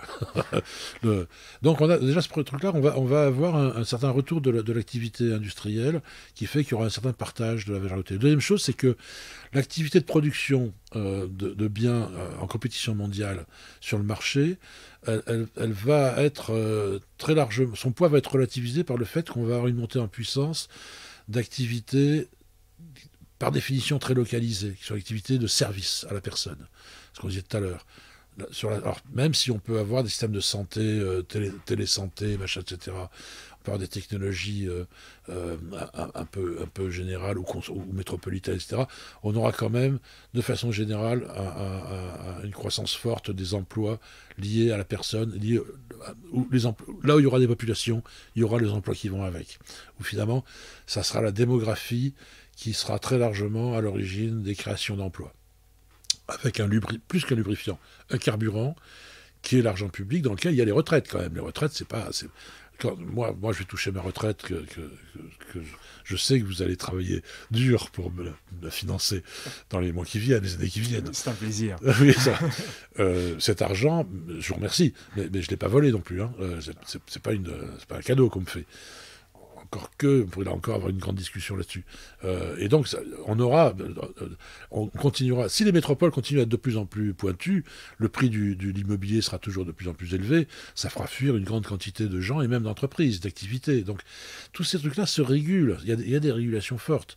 Donc, moi, je suis pas très inquiet pour l'avenir des territoires. Je pense que les territoires qui étaient les plus pénalisés, c'était les territoires qui n'avaient aucun avantage résidentiel, le nord et l'est, hein, qui sont les territoires les mieux positionnés sur le plan industriel. C'était là qu'il y avait l'industrie d'ailleurs, hein, originalement, c'est là que c'était le mieux. Pas seulement parce qu'il y avait des gisements, c'est parce que c'était des territoires qui étaient bien positionnés en Europe.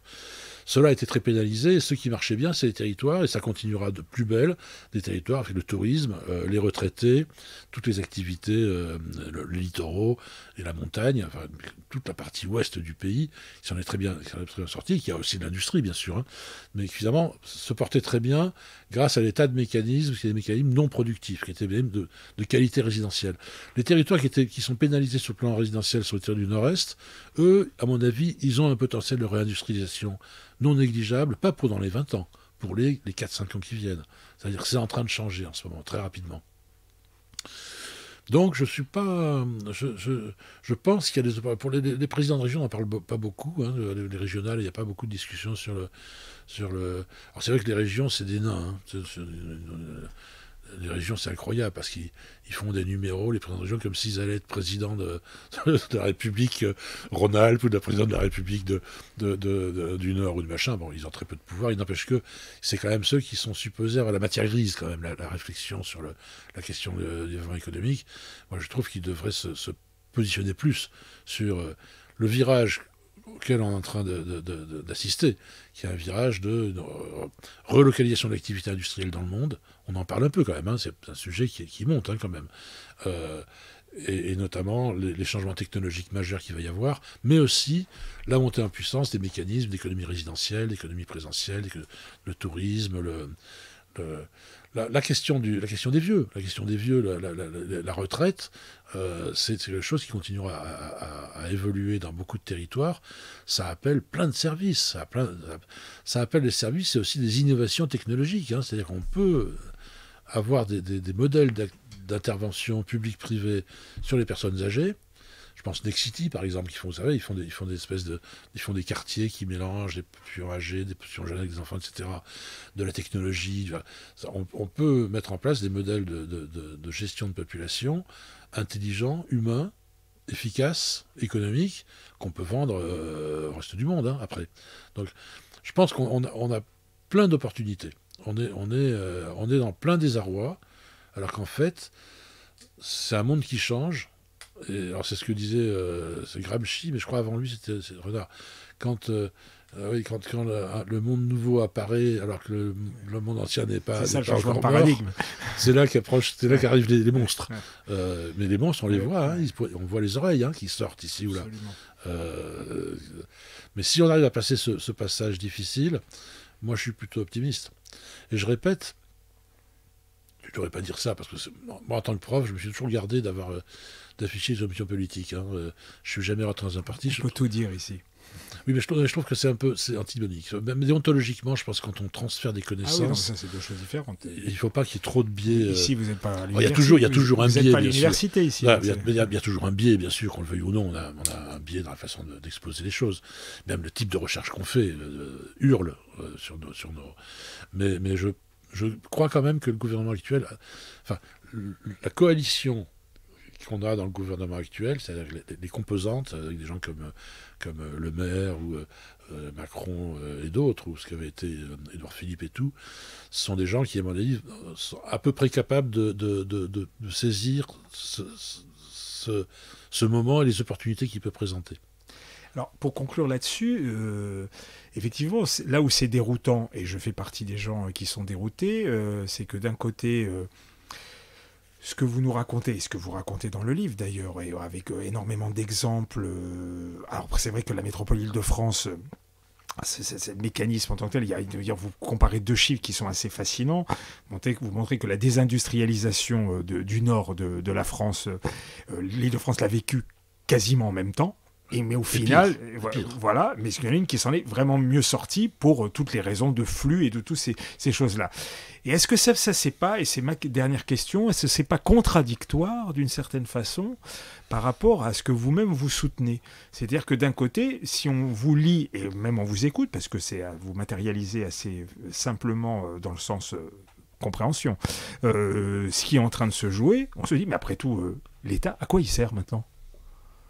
Au final, si tout ça va se réguler d'une certaine façon, ok, il va continuer à redistribuer, entre guillemets, prendre un peu à ceux qui sont un peu plus riches et redonner à ceux qui sont un peu plus pauvres, et d'ailleurs vous le montrez avec les chiffres, tout ça, mais bon, est-ce que moi, je vais me mettre en scène, est-ce que j'ai la nostalgie d'un État qui avait, et qui peut-être a tort, d'ailleurs je vais m'autocritiquer, il y a 2 jours à ce micro, il y avait Patrick Le Gallès qui me dit « Mais arrêtez de croire que l'État a été égalitaire, que c'était pareil à Brest. Hein. » Tout ça, c'est totalement faux. Donc l'État, il fait ce qu'il peut et qu'il continue à faire ce qu'il peut. Est-ce que c'est comme ça que vous voyez les choses au final ? Oui, mais attends. D'abord, moi, je suis une génération qui, depuis mes études dans les années 70, j'ai toujours entendu autour de moi, à commencer par mes collègues les plus éminents, parler du retrait de l'État. L'État, c'est vrai, moi j'ai entendu ça beaucoup aussi. Depuis, il n'a pas cessé de voir son poids augmenter. Ça, personne n'a jamais dit, bon, peut-être qu'il faudrait qu'on réexamine, qu'on réajuste un peu notre façon de penser. C'était le mantra habituel. Oui, et ce livre est là pour ça, pour le rappeler. Et c'est scandaleux. C'est-à-dire, moi, je suis foncièrement de gauche, mais je peux pas être d'une gauche conne. Voilà. Parce que ça, c'est la gauche conne. On peut appeler un chat un chat. Deuxièmement, j'ai dit l'État aujourd'hui, c'est des règles du jeu. C'est pas le gouvernement et les politiques qui mènent. 99%, c'est les politiques implicites. Ça, c'est les mécanismes de prélèvement dépenses récurrents, automatiques. Là, l'État, il a des choses à faire parce qu'effectivement, on peut considérer qu'aujourd'hui, on peut ajuster. Il y a les technologies nouvelles qui font qu'on n'est pas obligé de dépenser autant de la même façon qu'on le faisait avant. Donc, il y a un ajustement permanent de cette espèce d'énorme machine avec ses règles du jeu. Probablement réduire peut-être un peu la toile, parce que c'est vrai que les prélèvements sont très très importants. Modifier, par exemple, on nous dit... moi, je pense que, par exemple, quand on nous répète tous les jours qu'on ne paiera pas la dette monstrueuse qu'on aura accumulée en augmentant les impôts, je ne suis pas d'accord. Je pense qu'à un moment donné... Alors, comme Biden maintenant le dit, ça va rentrer dans les têtes, mais je pense qu'il ne serait pas anormal, et je suis quelqu'un qui paye beaucoup d'impôts, c'est pas anormal de payer plus d'impôts quand on a les moyens. Quand on a les capacités contributives, je pense qu'il faut les utiliser. Donc il y a des ajustements internes. Donc il doit y avoir, l'État c'est un énorme moteur, il faut qu'il y ait des types avec des clés à molette et qui règlent les machins, c'est comme dans les bateaux, vous savez, un peu de vapeur, machin, etc. Ça c'est un boulot très important. Il faut bien comprendre comment ça se territorialise. Donc ajuster, les préfets c'était quand même des observateurs. Hein. Bon. Il y en aura encore, hein, mais ce ne sera pas les mêmes. Hein. Et puis, deuxièmement, il y a l'État stratège. Celui-là, il est petit. Celui-là, il faudrait qu'il soit plus important. Ça, c'est l'appel de Pierre Vels, par exemple. Pierre Vels, il considère qu'effectivement, de la même façon que... Moi, j'avais dit ça il y a quelques années, j'avais dit il faudrait, il faudrait relire les vieux marxistes. Le capitalisme monopoliste d'État. Paul Boccara. C'était quoi? C'était... Face à la baisse tendancielle du taux de profit, qui était un des fondamentaux du marxisme, face à la baisse tendancielle du taux de profit, le seul moyen pour préserver les profits du capital, c'est que l'État prenne en charge une partie du capital avec le capital dévalorisé, c'est-à-dire la dépense publique. À l'époque, les grands modèles sur lesquels se fondaient les analystes qui écrivaient Boccara et compagnie, c'était Dunkerque ou c'était... les raffineries de Martigues et de Fos-sur-Mer. Et les grands auteurs qui ont écrit ça, c'était Henri Coin, notre ami Henri Coin, qui était mon collègue pendant longtemps, et ça a été Manuel Castells, qui, après avoir une carrière de grand marxiste, s'est retrouvé professeur à Berkeley. À Berkeley, plutôt écolo. Bon, mais écolo-libéral, c'est très bizarre. J'étais dans un colloque où je rappelais, alors j'étais horriblement choqué, parce que le néolibéralisme dont vous parliez tout à l'heure, quand vous commencez à sortir du Boccara et du Manuel Castells et Godard, j'ai oublié Francis Godard. Oui, Francis Godard, qui a l'air d'être très jeune, mais il était déjà sur le coup, hein, avec Emmanuel Castells. Il faudrait se souvenir de ça, parce que les communistes, ils n'étaient pas cons, ils avaient compris un truc, ils avaient compris que pour réussir à sauver la machine économique privée, marchande, il faut que l'État y mette du sien, il faut que l'État mette du capital dévalorisé. Eh bien, c'est ça qu'il faut qu'on fasse, c'est ça qu'on doit faire. On doit effectivement, aujourd'hui, renouer avec une forme de colbertisme, parce que c'est le colbertisme. Il faut un néo-colbertisme, effectivement, non pas pour aider les entreprises de lacets de chaussures ou de je sais pas quoi, ou de parapluies. Ce sont des biens purement marchands. Mais dans tous les secteurs qui sont des biens qui ont un statut conceptuel flou, public, privé, collectif, que j'évoquais tout à l'heure, la santé. Est-ce qu'une ampoule de sérum, c'est un bien marchand total? Non. C'est un bien à externalité forte.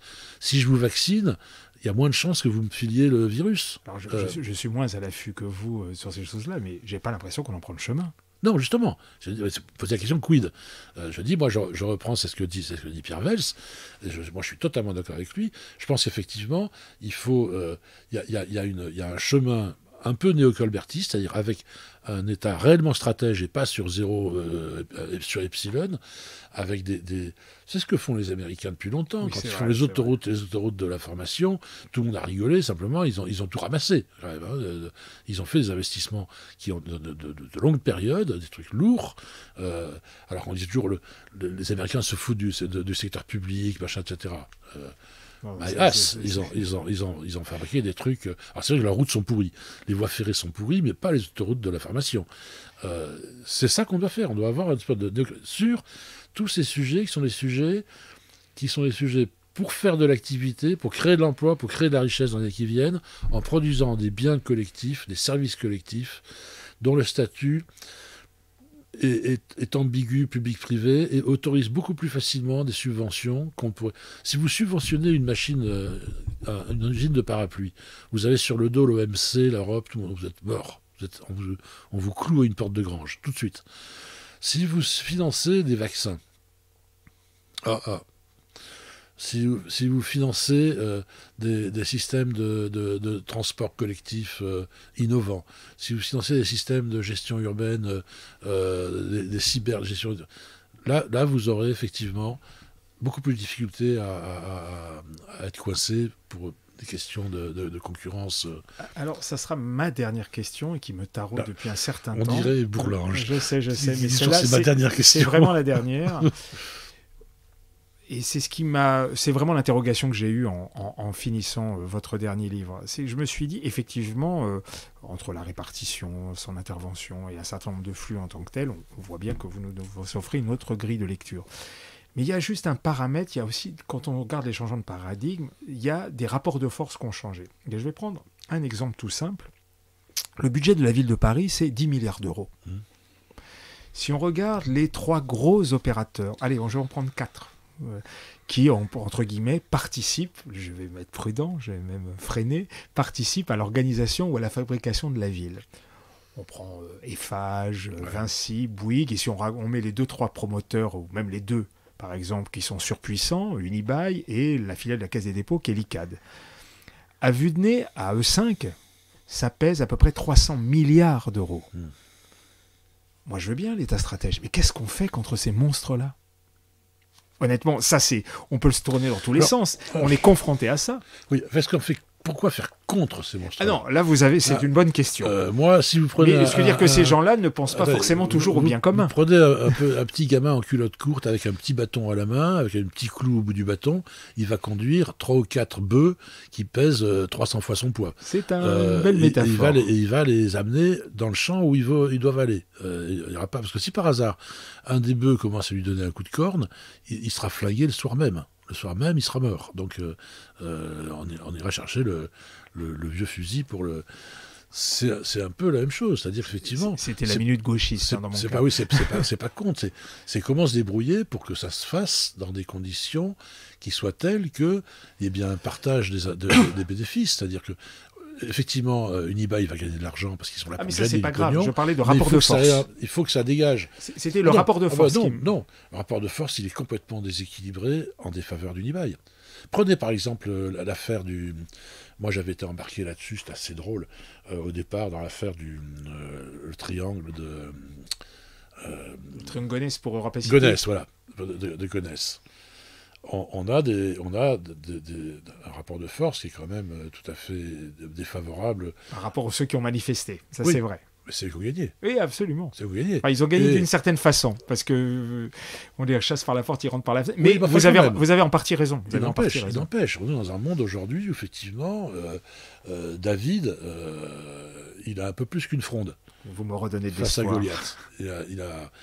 Mais ça veut dire qu'il faut que l'information, il faut une transparence absolue, il faut qu'on ait une presse qui soit une presse indépendante et des médias indépendants. C'est pas gagné. Alors ça, c'est pas gagné, évidemment. Il y a des conditions en amont qui sont des conditions absolument fondamentales. Mais pour l'instant, Goliath, donc vous pensez, vous croyez, enfin c'est pas qu'une croyance, hein, c'est dans le sens de regarder un petit peu ce qui va se jouer fortement, que les équilibres seront maintenus et qu'ils arriveront à se maintenir. Moi je pense qu'on est sorti d'une période de corruption généralisée. Moi j'ai connu ça, ça ferait un autre épisode. J'étais spécialiste de la corruption. Moi, j'ai travaillé beaucoup sur la corruption. J'ai l'impression qu'on y est encore. Dans une phase antérieure de ma carrière. J'ai l'impression qu'on y est encore, sauf qu'on a inventé la corruption légale. Mais ça, c'est perso. Moi, j'ai fait des analyses. J'étais payé pour faire des analyses sur la corruption. J'ai fait des travaux de terrain sur la corruption. J'ai travaillé sur la corruption au Zaïre sous Mobutu. Je ne sais pas si vous voyez. Ah oui. Payé par la Banque mondiale et le FMI. Là, ça, c'est un terrain de chasse magnifique. Ah, j'avais un garde du corps et tout. C'était génial. J'étais jeune à l'époque. Mais j'ai quand même beaucoup tourné dans des milieux qui étaient des milieux où il y avait de la corruption. Et j'ai observé tous azimuts, et dans le domaine du territoire. Oui, non, mais ça, c'est clair. Ça, c'est une période largement révolue. Oui, alors, il y a d'autres... La Lyonnaise des eaux, c'est révolu, effectivement. Oui, mais enfin, quand même, c'est un progrès, quand même. Oui, ça, absolument. Et ça vient de quoi ? Ça vient de l'information, ça vient de la transparence plus forte, ça vient de lois de pénalisation. Enfin, on a quand même plutôt avancé, mais parfois on avance trop. Hein, d'ailleurs, ça devient presque castrant. Hein, mais la vérité, c'est que les corruptions peuvent prendre des formes différentes à l'avenir. des pressions, Oui, moi je dis souvent qu'on a inventé presque une forme de corruption même légale, puisque après tout... Oui, voilà. par exemple, le pantouflage. Par exemple, pantouflage, je trouve qu'on a laissé aller sur pantouflage. C'est-à-dire que c'était quand même... À l'époque, on était corrompu jusqu'à l'os, mais il y avait le pantouflage, on tuait le fonctionnaire qui avait le malheur d'aller dans la boîte. Aujourd'hui, je vois que le pantouflage est vachement plus... c'est subtil. Toléré, subtil. On met des gens dans des frigidaires en les payant, en attendant ça. Donc, mais la vérité, on a plutôt progressé là-dessus. On a progressé. Je pense que le rapport de force... Moi, on m'a dit ça, quand j'étais étudiant aussi à l'époque, on disait le recul de l'État, et on disait les intérêts privés sont supérieurs aux intérêts de... les moyens du privé sont supérieurs aux moyens de l'État, donc c'est la fin des haricots. Non, ils ont oublié le droit. Ils ont oublié que la violence légitime aussi, hein, c'est l'État, il n'y a pas la violence d'État, la violence policière, ça. Oui, justement, oui. C'est l'armée et la police ont le droit d'utiliser la violence, mais il n'y a que. Donc, dans un pays stabilisé, là où c'est gravissime, là où c'est vrai, si vous allez à Sainte-Lucie, dans les îles... Dans les Caraïbes. Dans les Caraïbes, moi j'ai été voir Sainte-Lucie. Vous regrettez de pas être un milliardaire narcotrafiquant, parce que vous pouvez vous la payer facilement. Et c'est l'avantage, c'est ça le problème d'aujourd'hui, c'est que, et je reviens à la fragmentation des pays. La fragmentation des pays rend les États ça, c'est clair. Beaucoup plus fragiles. Un grand État comme la France, celui qui va se le payer, il n'est pas né. Ça peut arriver, mais pour l'instant, il n'est pas né. Il y a des gens qui vous disent, il faut que j'aille doucement parce que j'ai encore des ennuis, mais il y a des gens qui disent la Corse, il faudrait ramener les mollos sur la dépendance de la Corse, hein, parce que la Corse, c'est un porte-avions. Et c'est un problème qu'on peut se payer. Des intérêts Mais si vous prenez la fragmentation des nations, surtout ces nations, en se fragmentant, créent des petites nations désarmées, totalement désarmées, ce que j'ai dit tout à l'heure. Vous pouvez vous les payer. Et quand vous les payez, vous avez un siège à l'ONU, vous êtes un pays légitime, vous fabriquez votre propre loi. Moi, j'achète Sainte-Lucie et je légalise l'héroïne. Premier truc que je fais. J'exagère. Hein. Non, mais c'est très parlant. Donc l'État, il n'est pas menacé tant qu'il a une assiette quand même un peu forte, un peu solide. Si cette assiette se fragmente, si les Savoyards qui maintenant commencent à dire on veut être la Savoie libre, etc., je sais pas si vous avez vu, hein, le long des routes et tout, c'est pas forcément une bonne idée, parce que là, la corruption, toute forme de corruption de pression, hein, et même, je dirais, une corruption légale, peut intervenir et modifier complètement les orientations de la loi, des politiques publiques, etc. Eh bien, ça serait une belle conclusion, et on peut vous montrer, ça illustre aussi bien le livre qui peut être aussi mal interprété, qui montre aussi de la façon dont vous racontez les choses. C'est plus qu'une forme, c'est une façon de voir une réhabilitation de l'État qu'on essaye entre guillemets, de montrer sa non-présence alors qu'elle l'est en tant que telle, et surtout, on va finir là-dessus, sa nécessité. Alors je rappelle, parce que vous êtes venu aussi pour ces 4 livres, donc les 4 livres, dont le dernier où je vais insister de plus, donc c'était La République et ses territoires, La crise qui vient, qui était le numéro 2, Le nouvel égoïsme territorial, Grand malaise des nations, celui-là était en 2015, et celui de 2021, qui s'appelle donc L'État a toujours tenu ses territoires, et qui boucle cette série formidable Au seuil à la République des idées. Un grand merci à vous, Laurent Davzy. C'est moi qui vous remercie, Xavier Caponado. À très bientôt. Au revoir. Paroles urbaines, un abécédaire de la ville.